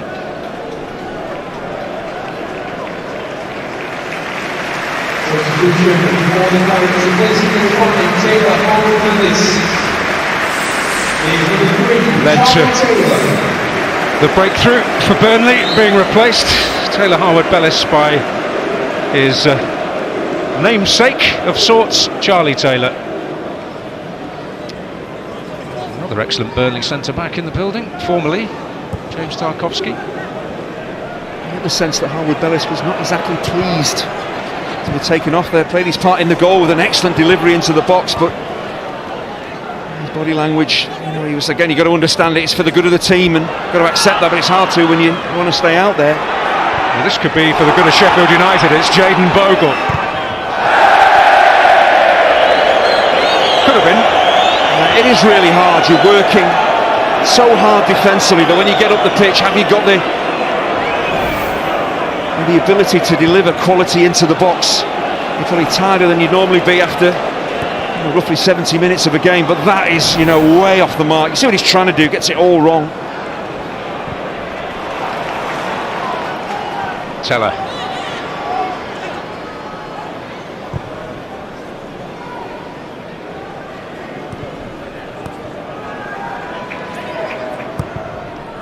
Lots of air on that cross, but Maatsen round the back, and Gudmundsson's there again! Well, it's his night! Another horror moment in that Sheffield United penalty area. But already promoted, Burnley now full ahead towards the title. Oh, it's another example of just sloppy defending, not being decisive. And Burnley just keeping it alive, and Gudmundsson once again, look at his position in the penalty area, backing play up. He actually makes the initial run. He's just on his toes when the ball breaks again, but they're just backpedaling, Sheffield United, and Adam Davies seems to come to a degree and then stop. You've got to go wholeheartedly at that, get to the ball first. If you don't, you're going to be in big trouble. But it's Gudmundsson backing play up, following the ball in there, and he gets his rewards. And again, it's a composed finish, bouncing ball, not easy, and he makes it look so, and that should be game over for Burnley. Well, he's smiling now. Maatsen.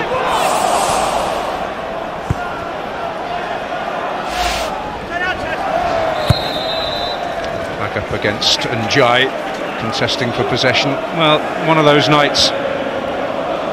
Yeah, with the red card situation and that goal, you've got to again look defensively at what Sheffield United got wrong. But Nathan Teller chasing down Jack Robinson on that occasion. Ian Matson following a ball, and it looks as if Davies is going to get to it. He doesn't. And those players have made things happen. They've capitalised on defensive errors.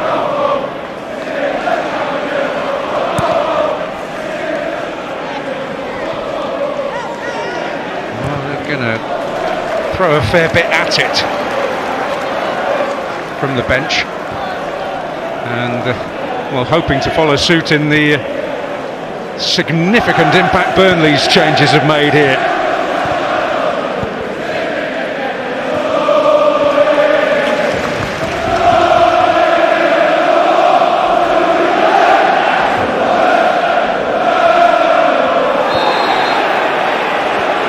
Well, it's going to be a yellow card for Iliman Njai for that challenge.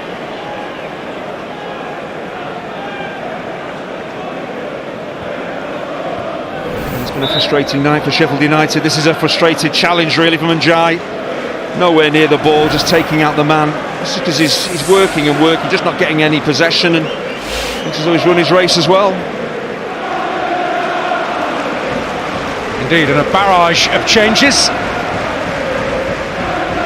is led by the arrival of one of the old reliables, indeed a scorer. The last time Sheffield United won at Turf Moor 15 years ago.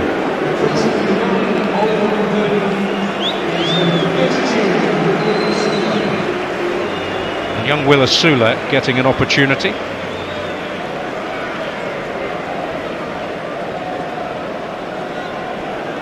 Tommy Doyle replaced by John Fleck as well.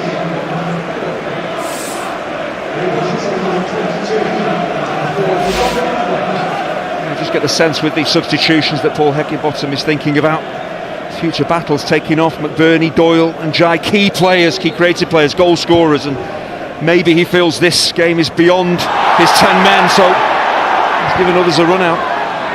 Protect and preserve with a battle seemingly lost.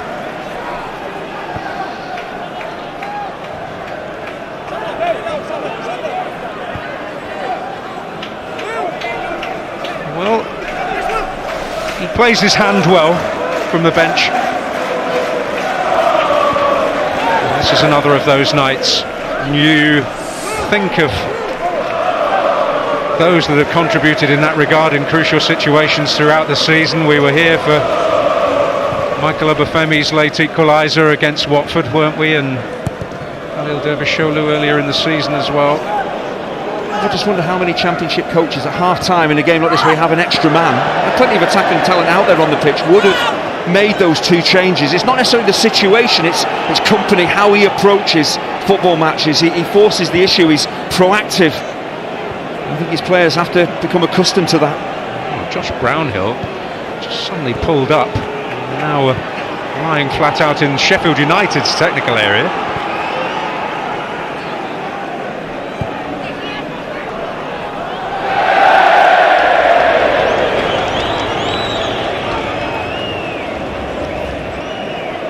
Whether he got his studs caught. Let's have a look what happened. Yeah, he just seems to get his studs caught. So he got the grass there, and then there seems to be an AstroTurf path as well. So whether that played a part in him, which it jarring can, something, absolutely, yeah. Well, that's a worry. You go from the grass where there's a bit of movement when you plant your foot to AstroTurf that just doesn't go anywhere. Well, he's left the Sheffield United technical area. He was actually rejected by the Blades as a teenager, and indeed by Burnley. This is Teller skipping away from Norwood's challenge. Barnes wants it. He's got other options in mind though. One of them is Roberts. This is Benson.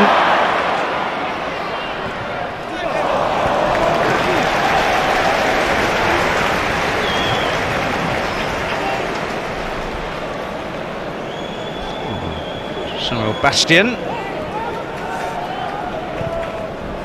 was a starter at Bramall Lane, something which they've gone some way to wiping away the memory of here tonight.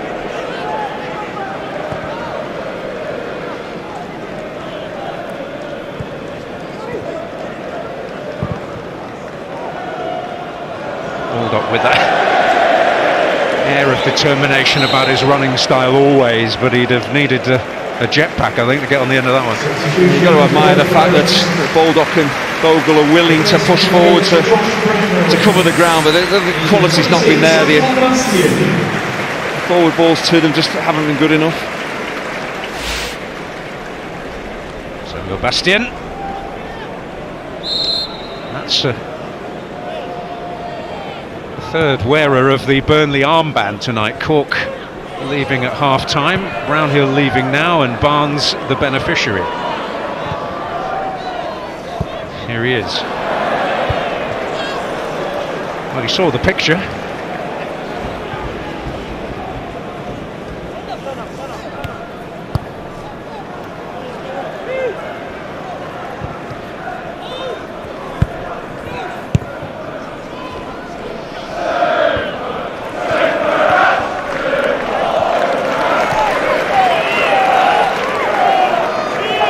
Well, they will be rhapsodised in these parts for a long time to come. The class of 2023 here at Turf Moor,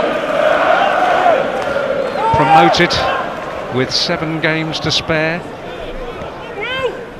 I'm very prepared to stand corrected, but after thumbing through the history books, nearly half a century since that happened for the only time.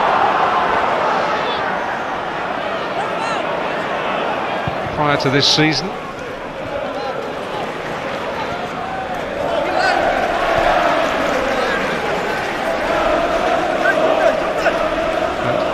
Their predecessors in achieving that, Middlesbrough in 1974, went on to make a terrific fist of their following campaign in the top division under Jack Charlton. They finished 7th and were contenders for the league title for most of the campaign. They suggest that if Big Jack had been prepared to loosen the purse strings a bit, they might have nicked it. Derby, Everton and Ipswich were the real battlers right at the end, and Derby won the league that year under Dave Mackay.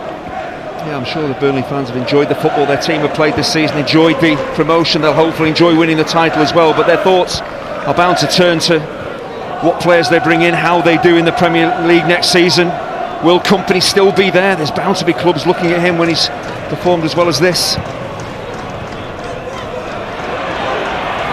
Spin by Sharp, unable to fend Maatsen off. This is Berger. Forwards cross is overcooked. It is a trademark of his attacking game. He gets into positions like that and whips the ball in, but he's under a lot of pressure there. Nathan Teller working hard, getting back, getting close to Norwood to make it difficult to knock him off balance. Can't get a decent ball in. Alan Pace, the Burnley chairman, is a man with plenty of decisions to make in this pivotal summer for Burnley Football Club.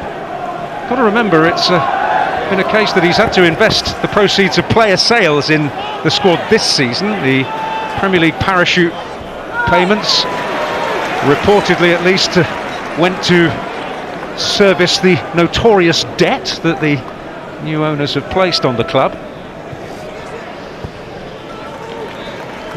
So it was a case of getting players out before they could get improvements in. I imagine the picture will be slightly different this summer. But also there are a lot of players on loan here, like Teller, who's made such a tremendous impact.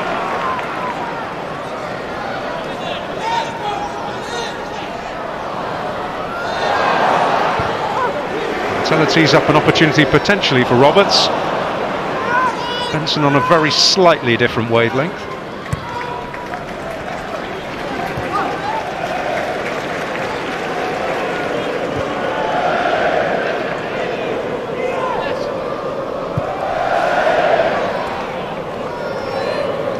Teller. Well, Vincent Kompany tends to play down the comparisons with Pep Guardiola. The one thing about Burnley, it's really similar to the way that City plays, their relentless nature, whatever the scoreline, whether they're home or away. They look to take the game to opponents, to score as many goals as they possibly can, and that's served them well through the course of the season.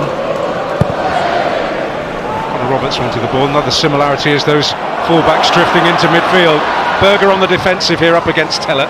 Happy to force him outside the penalty area. Good harrying, but illegal harrying by Bastian.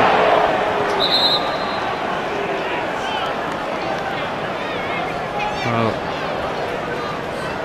Anel Ahmed Hodzic is down. The change smacks of cotton wool time for Sander Berger.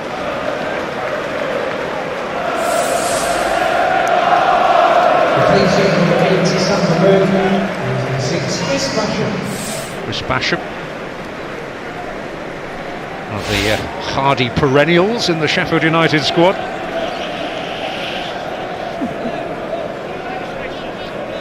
Well, we've got an absolute raging torrent of live Championship football for you in the coming days and weeks. A key game in the playoff race, particularly now for Middlesbrough and Norwich on Friday night. Sheffield United continue their quest for automatic promotion against Cardiff, who are 1 point above the bottom three at the moment. Blackburn in 6th place on goal difference only at the moment, take on Hull, who beat Millwall today, one of their fellow contenders. It's Saturday night football.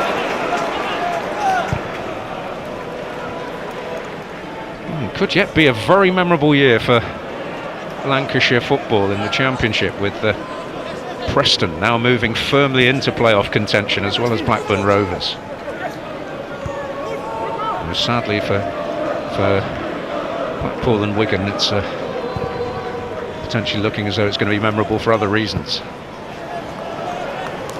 Teller staying on side despite the appeal from George Baldock. Whoa! He's looked to catch Davis out, didn't happen. Yeah, the keeper had to be on his toes. Positioning is good. Because of his positioning, all he really needs to do is stick an arm up to keep the ball out. He shouldn't be beaten by this strike. It's right at him. It's the right thing, just helps it on its way.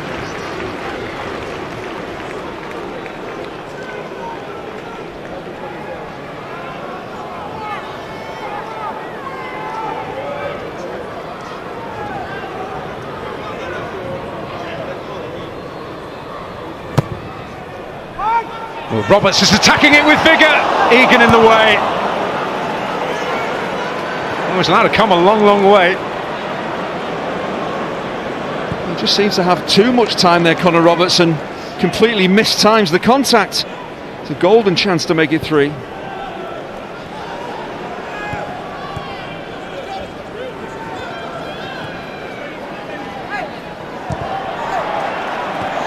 He's on the ball again, Connor Roberts. He'll find Barnes, or will he? Seemed to take his eye off it, perhaps. I don't know if he was trying to let it run for Teller, to be kind to him. Here is Teller, foot in by Sharp.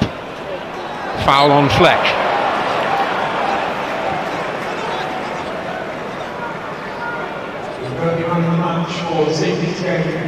Yeah, Sheffield United had their problems, some set pieces. Quality delivery from Goodmanson into the space. It's there to be attacked. Connor Roberts has a long, long look at it, and then completely mistimes it. Comes off his nose rather than his forehead. Miuta, why is it always Miuta? We heard a burst of the Icelandic thunderclap again for Johan Berg Goodmanson, who rather controversially has been given player of the match by the voters here in the stadium. That is a task that lies ahead for our esteemed pundit. Just to embellish the tale about the origins of the Icelandic thunderclap, it was invented by Motherwell fans. The reason it ended up in Iceland was because Motherwell played a team called Stjarnan in Europe and performed it in the stadium, and Icelandic football found it all rather impressive and nicked it. It's a great story, but you do need to get out more. I'll blame Don Goodman for that one. He asked me to look into it about 6 or 7 years ago. Here's Benson. Well, it's over Norwood's head.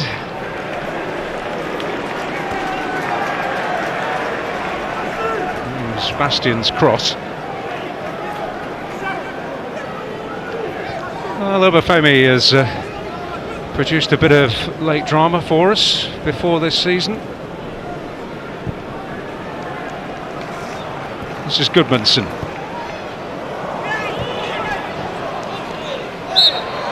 Foul by Teller. The most prolific member of this effervescent and at times exhilarating Burnley squad with 19 goals this season. He wasn't known for being prolific before this season, quite the opposite. Borrowed from Southampton. He's going to replace a player who has connections in that part of the world as well.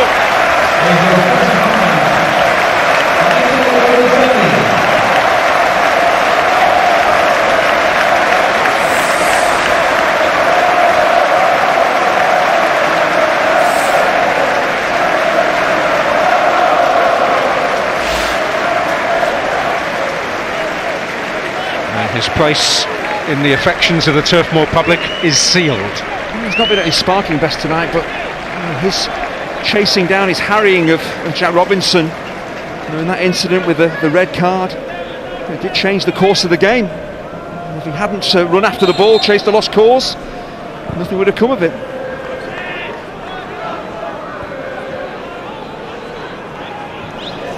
And we should be clear about that. I mean, the referee did initially think the offence was inside the box and pointed so. It would have been a red card for the goalkeeper, whatever, because there was no attempt to play the ball. Well, Benson with a long run for nothing. Asula to pick it up. He's all on his own. There's not a Sheffield United player within 40 yards of him, but he's got a free kick. Well, while Burnley protest the outcome at the other end, which was not to their taste, Asula did some great work all on his own here to secure a foul. It's incredibly difficult when you're leading the line. You team it down to 10 men, you're 2-0 down. This is Benson, just seems to actually just lose his balance himself. There's no obvious foul in there. He's not happy, but he wasn't caught, he wasn't taken out. Well, Egan was up well. Asula didn't get there. Billy Sharp will. Baldock.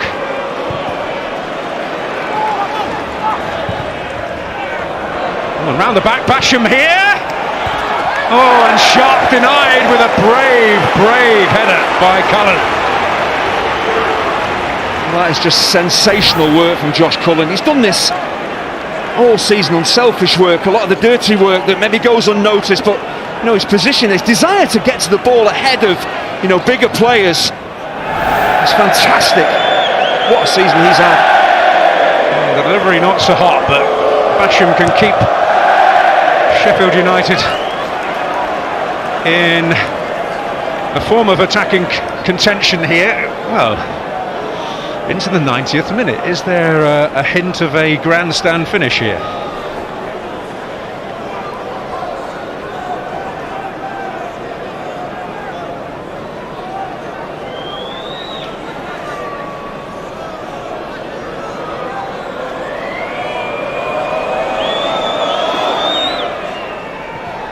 Bounce was awkward. Ahmed Hodzic able to direct it goalwards.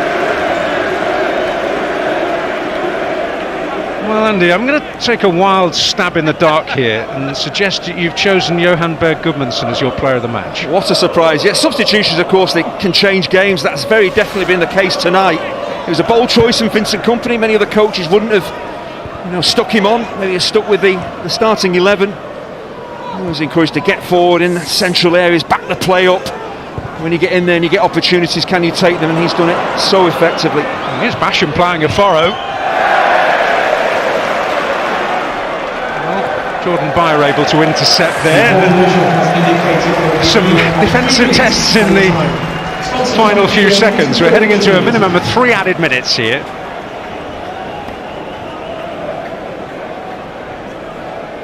Well, of course, the red card did change the whole complexion of the game, but it could still have been difficult, tricky for Burnley to break down the 10 men of Sheffield United. But they've worked at it. Kompany's made his changes. His team have been pretty relentless in this second half, so they've They've made things happen. They've gone on and won the game. It hasn't been handed to them. They've had to go and win it.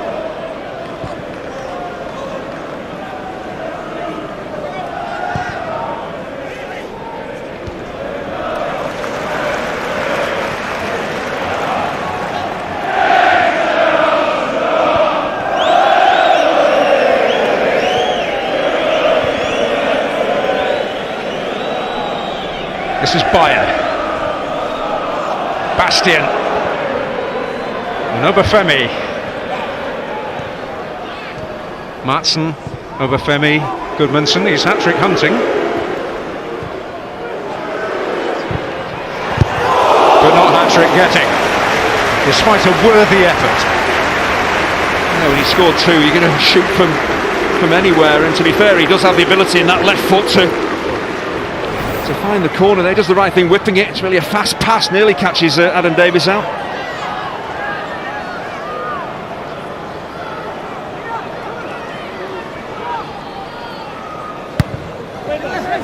Oh, Barnes. Fleck away. It's been a difficult night for Sheffield United. The players, Paul Heckingbottom, the fans have travelled in numbers as well, expecting a good contest. They got it for maybe 15 minutes, but the red card for their goalkeeper changed everything. And Benson running it out of play.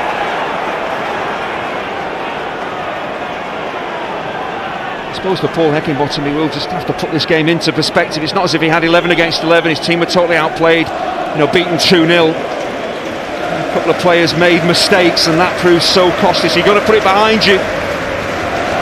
Major battles to come. They've got promotion to win. They can't let this game affect them in the next 2 or 3.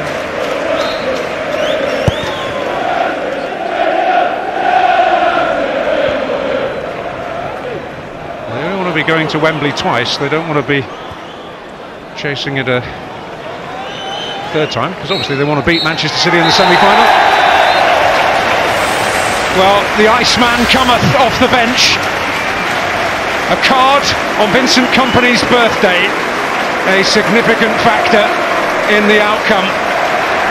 The moment of madness between Jack Robinson and Wes Foderingham,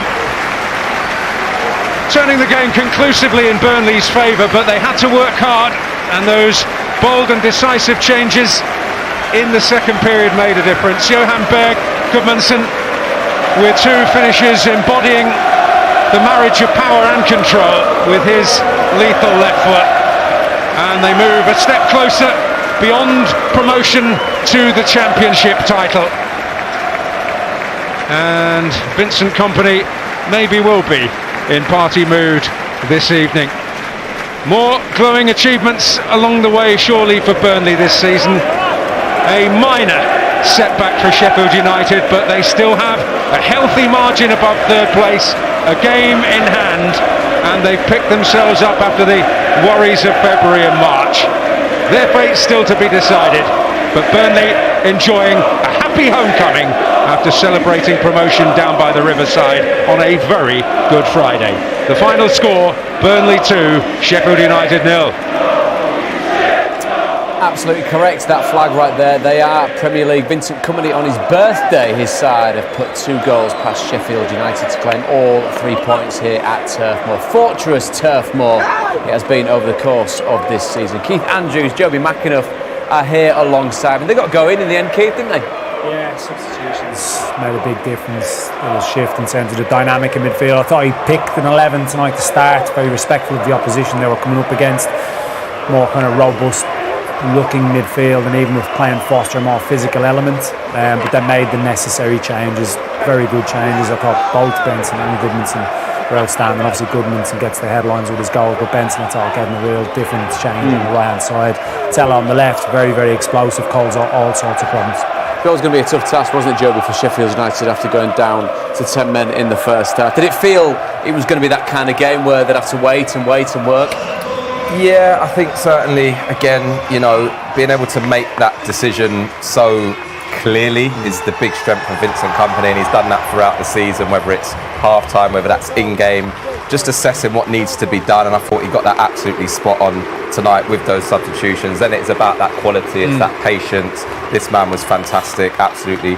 2 really clinical finishes. He's still partying from the other night. But I thought Benson as well, his ability, we spoke at half-time, just to take people on 1v1, create those little opportunities, and they were of course worthy winners. But Paul Heckingbottom, we really disappointed with the nature of the goals conceded. It's always tough, especially against Burnley playing with 10 men, but he'd be really, really disappointed with the way they did concede. You two were there at the Riverside on Friday as they sealed promotion back to the Premier League. There was a small band, obviously, of Burnley fans there enjoying themselves. Full house here, Keith, and they're quite obviously and gladly given a huge ovation to their players and their manager. I mean, that man, Vincent Kompany, leading them back to the promised land at the first time of asking, is special, to say the least, isn't it? It's been a special season for them, it really has, isn't it? What they've achieved, the manner in which they've done it. They've embraced every game well. They've learned from the difficult times they had maybe at the start with those draws, and then just growing in confidence. The more time you spent with the players, the better they've got. Confidence in which they play with, and they truly deserve this type of reaction from the fans, because it's been quite an astonishing season for them. And it's tough, isn't it, Joe? We judge them every few days over the course of a very long season. Moments like this, they've got to be cemented and fostered and remembered forever, haven't they? Yeah, they might even get a day off after this, but you know, it's been a big weekend. You can see that emotion coming out now, and I think this was a big one for him against Sheffield United, the one team that really got the better of him, you know, and dominated certainly in that second half, and you could tell how much he's wanted this. And it's another little tick on the journey, again another win at home, and he's just relentless. As I say, he's amazing, and those fans are definitely enjoying the night now. They're having a wonderful night. They've had a wonderful weekend, of course. Champions potentially 2023. This is what it does to the table. They are, of course, right at the top. They are, of course, promoted. 5 more points would seal the championship. Sheffield United remain second, 5 clear of Luton in third, with a game in hand.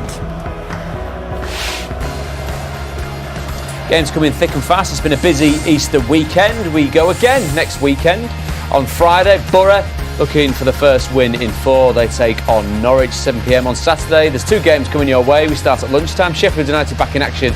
They're against Cardiff at midday. Then later on, back to the northwest. Blackburn, 6th place currently in the Championship, taking on Hull. And Succession, the 4th and final season of a quite simply stunning drama that you should be getting massively involved in, is available every Monday. New episodes. Say what you see, don't overcomplicate it, is the shout in my ear. Plenty to talk about with these two here in the studio. Super sub Johan Berg Goodmanson came on and made Vincent Kompany very happy indeed. It's his 37th birthday today, the Burnley boss. They're promoted. He's a little older, but he's very happy.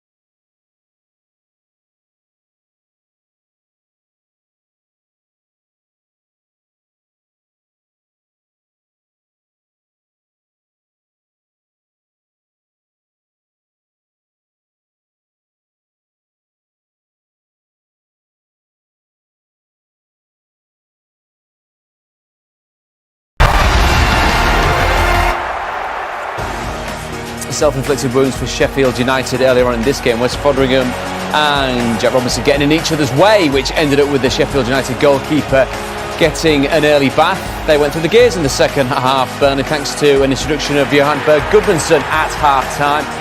He bagged a brace, which saw Burnley over the line. Another vital 3 points towards their quest to be crowned champions of the Championship.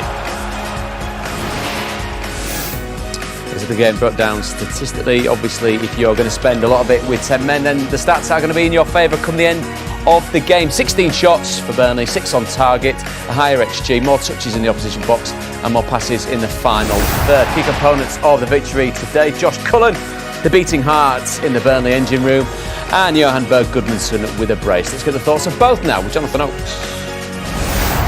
Well done, you two. Johan, just how satisfying a win is that to get it after promotion's been confirmed and against your nearest challengers as well? Yeah, definitely, and obviously how the first game has went against them. They beat us then and we wanted the revenge, and as well we just got promoted 2 days ago, so it was a short turnaround, but it shows the character of the team. It's an unbelievable team, and yeah, just proud to be part of it. You only need to play half a match to be the match winner, don't you? Yeah, two really well taken goals. Yeah, definitely. I mean, that's what I tried to do. I mean, obviously you want to play every game. He put me on the bench this time, and I just tried to do my best when I come on, and yeah, happily scored the 2 goals. Josh, what was the message at half time at 0-0? I think we were probably a little bit disappointed at half time. I don't think we reached the standards we've probably set all season, so yeah, we wanted to come out second half and obviously show ourselves in a bit of a better way, and I think we've done that. Johan's already mentioned it, what happened in the game at Sheffield United earlier this season. Was that on your minds tonight, a bit of revenge as well? Yeah, of course. The way we got beat there, we were obviously really disappointed after that game, so we wanted a bit of revenge tonight, and we're happy we got it. Johan, you've been here a fair number of years now, up to 7 years this season. I mean, how would you describe the transformation that's taken place this campaign under Vincent Kompany? Yeah, it's been unbelievable. I mean, in the beginning of the season, nobody really knew what was going to happen this season. Us as players as well, so many new faces coming in, and new managers as well, new style. So everything is completely different than it was. But yeah, credit to the staff, credit to the manager, and credit to the players as well. I think we turned it around unbelievably well, and to be back in the Premier League is an amazing achievement. And how have you found it refocusing for this game tonight after the excitement of clinching promotion on Friday? Yeah, I mean, we had a good night on Friday night, definitely. I mean, you got to celebrate when you get promoted to the Premier League. But then again, on Sunday we came in and started again and concentrated on this game, and luckily we won it. And how good is it to have the title to go for still, Josh? 5 more points will do it. Yeah, I mean, that's what we've wanted all season, since we've got ourselves in a position of being first in the league. Yeah, we want to finish the job now, so yeah, 6 more games to go, but we'll keep going. And having won promotion away from home, how special was that to celebrate with your fans tonight? Yeah, it's always nice being back home, so yeah, it was a great night Friday with our travelling fans there, but yeah, to get in front of a packed turf more tonight was brilliant. Thanks very much, well done. Josh, if you do the honours for us, please. Johan's the Sky Bet Player of the Match. Thank you. Well done. Thank you. Cheers. The old awkward half hug there between the two teammates. Like us at the end of a broadcast. Yeah, normally these two, and I walk out on my own. Cracking second half performance from Burnley, which got them over the line. And a sign, Joe, we're going to come on to the goals in a second. The strength and depth that's been evident all season for Burnley, hasn't it? Yeah, absolutely. And listen, we've spoken about Vincent Kompany and being able to assess what is needed, but it doesn't half help when you've got that firepower on the bench. And clearly that squad's been built, it's been developed, and at key points this season he has really utilised it very, very well, as we saw tonight, and real top quality. Talking about Benson, Gudmundsson, probably 2 players that would get in most other championship teams for sure. So, you know, they came on, but it's also about that mentality to come on and impact the game, and of course they both did that. 14 goals from the bench Burnley have scored this season, the most in the championship, which again shows that, well, I think Mikel Arteta calls them impactors. So they've certainly got impactors ready to come up and change the game, Keith. Yeah, very much. The game changers, aren't they? And especially with the team that he selected tonight, going back to that, because I think it's an important factor that it was a little bit more defence-minded. It was the midfield trio that played a lot of the first half of the season, I suppose, with Jack Cork in there. But that's changed in recent months, obviously, with different types playing a little bit more attacking. But Joe was touching it. The strength that he has got, the ability that he has got, the different types of dynamics. He knew the space was going to be in wide areas. The way that Sheffield United set up with that 4-3-2, they were switching the play quick. And then you've got Benson in one area, Telle on the other side, isolating 1v1 scenarios, and evidently that's where 2 of the goals came from, that back post area, with Teller being involved in the first and Maatsen with the second. Let's take a look then at the first goal. An hour into the game, Johan Berg Gudmundsson coming off the bench. Really sweet strike, this one, Joby. Yeah, listen, again, I think you look at Benson there, though, just his work, one-on-one, just draws the defender in there, and then it's about can you deliver, which was a fantastic delivery. But I felt, for me, great finish, does really well just to keep his composure. But defensively, Sheffield United, not good enough. First of all, we'll start with Sander Berge there. He is the one that should be tracking Gudmundsson. And again, as that ball then gets laid out, he then drops in. Gudmundsson, just pops into that little position. But I think Bogle, can he do a little bit more back post as well? Definitely. He's got to be aware of the situation, be proactive, and then ultimately for me, where he is, getting across his body so it doesn't end up back in that area, and use his strength. It's just got to be a corner kick. He's got to feed that out for a corner. But Gudmundsson, really good finish. Brilliant impact in the game, clearly. 10 minutes later, he scored his second goal of the game, double his tally for this season in the Championship. Shades of the first goal, Keith, but again, shades of self-inflicted harm from Sheffield United. Yeah, very, very much so. Again, it comes from that right-hand side. Real discipline in terms of how they're set up, so they're not all getting attracted towards the ball. But look, Sheffield United's perspective, it's a really poor decision from Adam Davies. Comes on, wants to be proactive initially, then he's not really aware of where Maatsen is.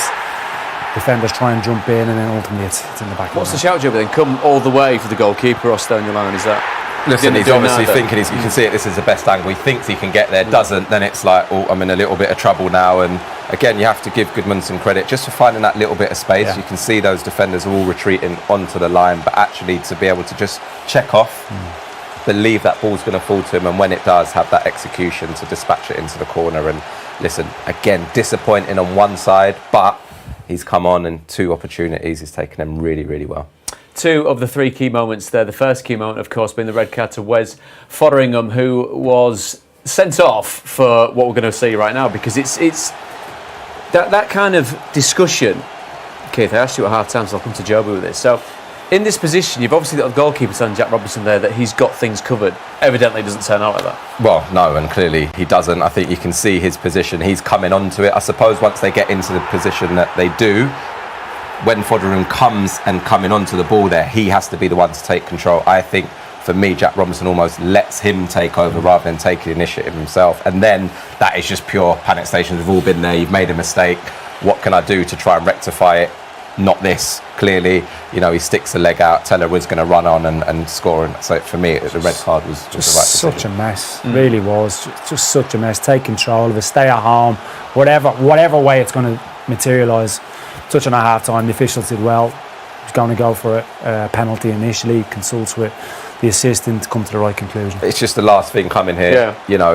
You know what a tough night it's going to be anyway. You're not going to have the ball for long periods of time. And again, there are the times as a manager that you want to pull your hair out, because you've got your game plan set. You can cause them problems, specifically from set pieces. But as soon as they go down to 10 minutes, so hard from that point. Well, that was a key question I was going to ask you both, because you both spent time on the touchline when best laid plans go out the window, such as that. And we saw a bit of a reaction from Jack Robinson talking to Paul Heckingbottom, but quite clearly something had to change. They had to manoeuvre Adam Davies into the goal. But when that happens, how key is it for the boss, the coach, the head coach, to react in a positive way? Because you can't lose your head as much as the players can you? I thought he had real clarity in what he was thinking. They obviously play a back 3. That's the way they've set up for years, obviously. He knew what he wanted to do. So I think you always have an idea, if the worst case happens, you go into 10 men, what it looks like, what the game feels like. He made a brave decision to go to a back 4. Something's got to give. Someone's got to come off.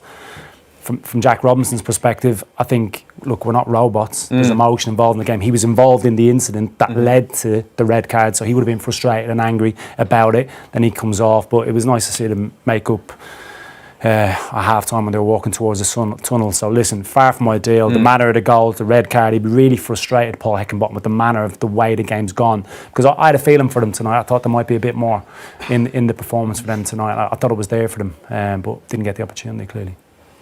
Okay, plenty more to talk about from what we've seen here at Turf Moor. The champions-elect go through the gears. 2 goals from that man, Johan Berg Gudmundsson.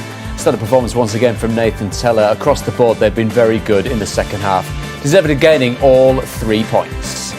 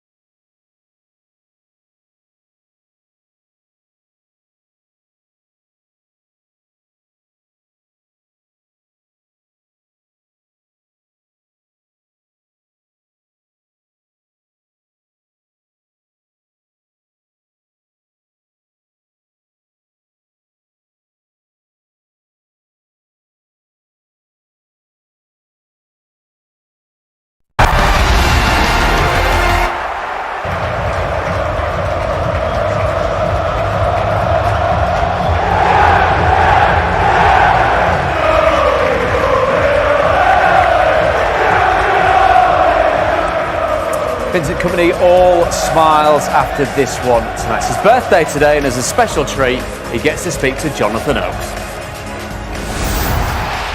Well done, Vinny. Your players are relentless, aren't they? How would you describe the way they've got the win tonight? Yeah, look, I can't deny there's been a red card, so the game changes. But in the end, you still have to perform against a good team, and yeah, look, if I said I was happy with the first half, I'd be lying. But in the second half, we did what we have to do against a team with 10 men, and it just got the levels back up, and then it looked like the game is supposed to be. What was the plan at half time, especially with the substitutions you made? Johan Berg Gudmundsson, that clearly worked out, scoring both the goals. Yeah. No, look, we had a team out to go and battle as well. We knew it was going to be physical. We knew with the man-oriented press that they do that we just needed a little bit to make sure we had the right profiles, especially after Friday playing against Middlesbrough, which was a difficult game anyway. But yeah, then with the red card, look, you know. When you're in the final third in tight spaces, those players can do something, so it was about getting them on the pitch as soon as we could. And it's 14 goals. Again, how important it is that your game changers are ready to come on and change the game. Yeah, it's always two ways, isn't it? It's either brilliant coaching or the mistake that you don't start them, you know. But in the end, I would say they know we rely on the squad. We score a lot of goals from substitutes. We get a lot of goals throughout the squad as well. And I'm not going to say I expected it, but I was hoping for that. Did you have in your mind tonight what happened in the game at Sheffield United earlier this season? Was there a revenge that you wanted to get out of tonight as well? Yeah. It had to be. It's a game that's been in the back of my mind for quite some time. So, look, we get the results, and we, we got to celebrate with our fans again at Turf Moor. So it's a special season, and we'd like to continue until the end like this. The downside tonight was the injury for Josh Brownhill. What can you tell us about it? Yeah, similar. I don't think it's as bad as what he did at Blackpool. Again, you know, the AstroTurfs nowadays are really tied to the pitch. And yeah, it's difficult. It can cause injuries. So we think he's going to be okay, but it's worth reviewing it, and that's what we'll do internally as well. How have you found refocusing the players' minds for tonight's game? They do have such focus; they've had it all season. But has that been difficult at all after what happened on Friday night? The excitement of that. Look, I didn't know. I thought we prepared well. We emphasised even more that we had to prepare well for this game, because we know we didn't want the lads to think it was going to be any different. But if I look at the first 45 minutes, I was curious, and I don't think we were ready. But the storyline for me is ideal, because the second half they went back to their normal standards, and I can just tell them, I said, look, on another day in 45 minutes you can see the goal and you lose the game. So we can't allow ourselves any end of the season attitude, but they reacted like they always do, and it was a good second half, very good. You're only 5 points off the title now, so you're edging closer to that as well. Yeah, and hopefully we can even look beyond, you know. So look, we're gonna make sure we use the squad as well in the next 6 games. They've deserved it. They've earned it, and they've made us stronger throughout the season.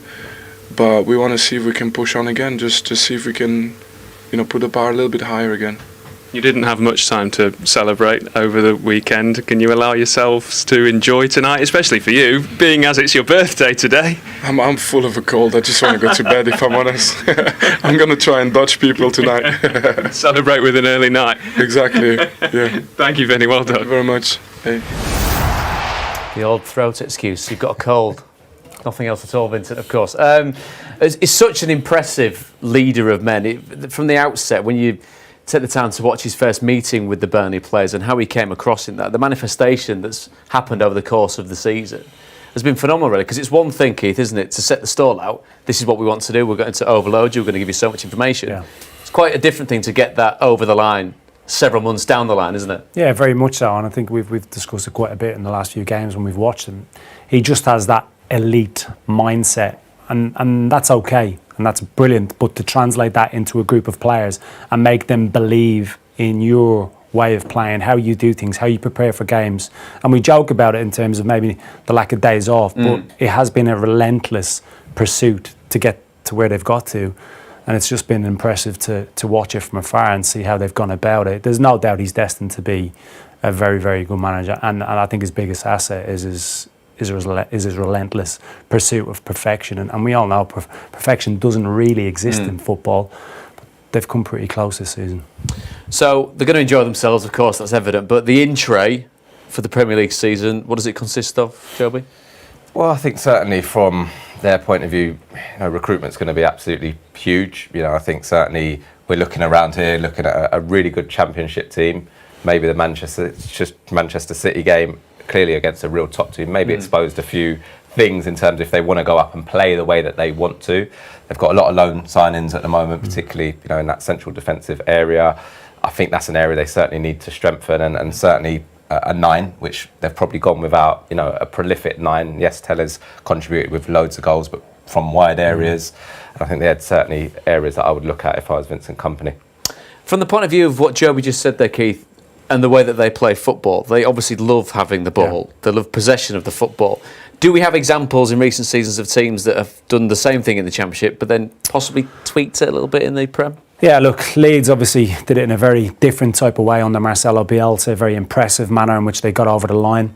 Fulham, for me, is the one that really resonates with me, because I've seen a real shift in the way they've played this season compared to last season in the Championship. They've been very, very defence-minded, and you can tell that they've been very proactive in terms of how they've prepared the team for the games.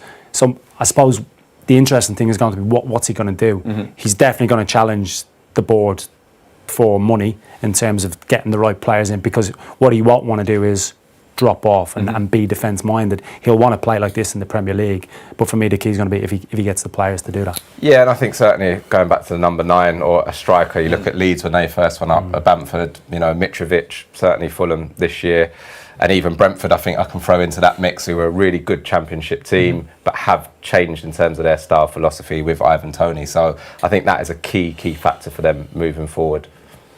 OK, let's get the thoughts of the Blades. Boss now on defeat here for them at Turf Moor. It's Paul Higginbottom with Jonathan Oakes.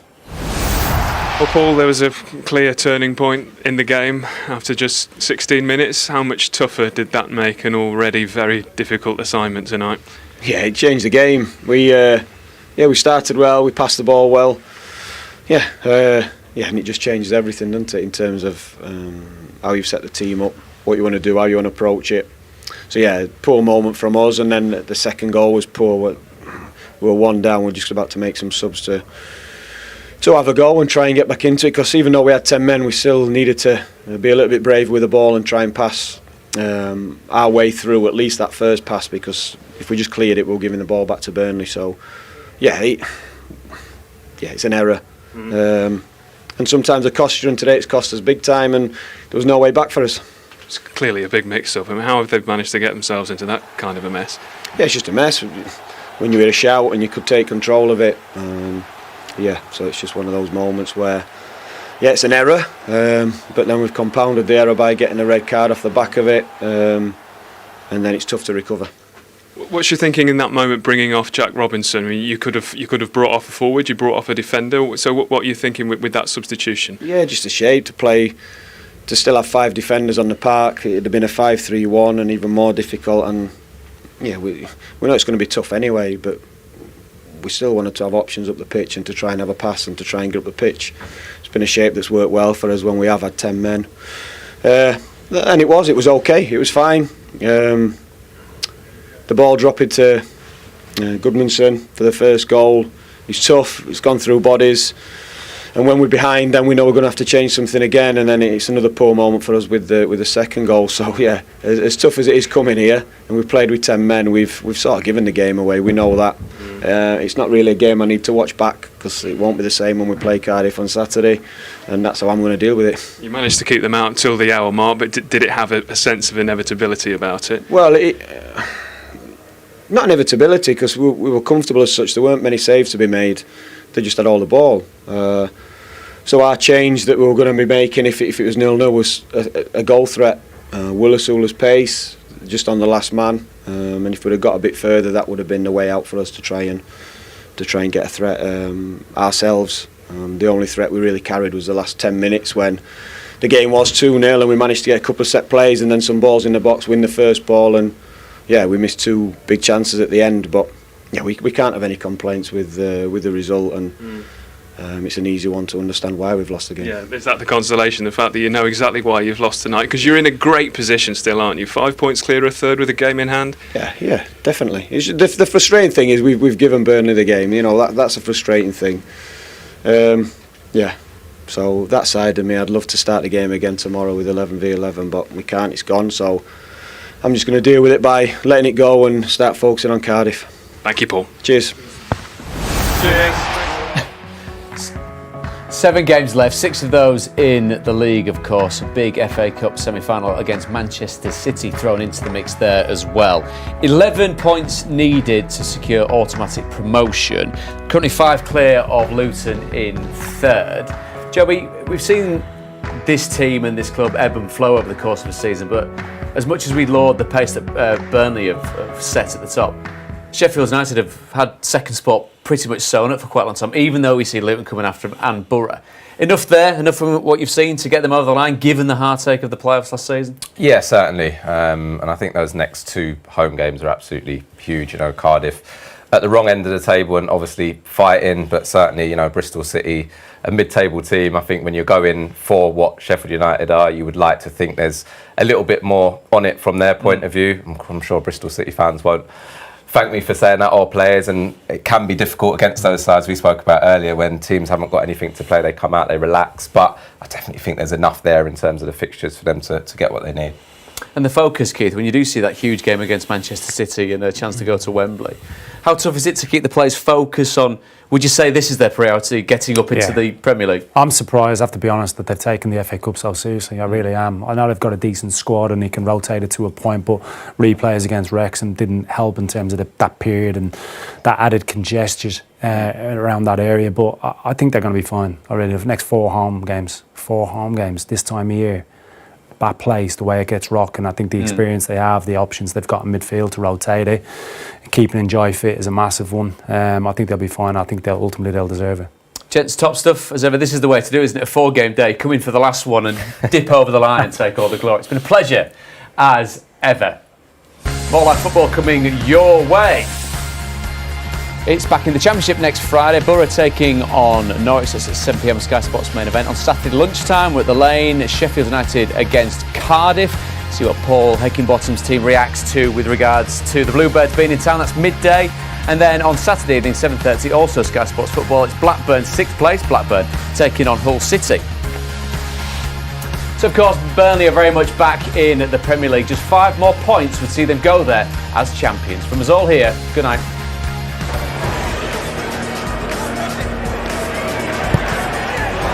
That's a great ball in. Teller might yet make something of it. Goodmanson does! Well, they couldn't keep them out forever. And the party spirit to the fore again at Turf Moor. Lots of air on that cross. Bob Madsen round the back. And Goodmanson's there again! Well, it's his night. But already promoted. Burnley now full ahead towards the title.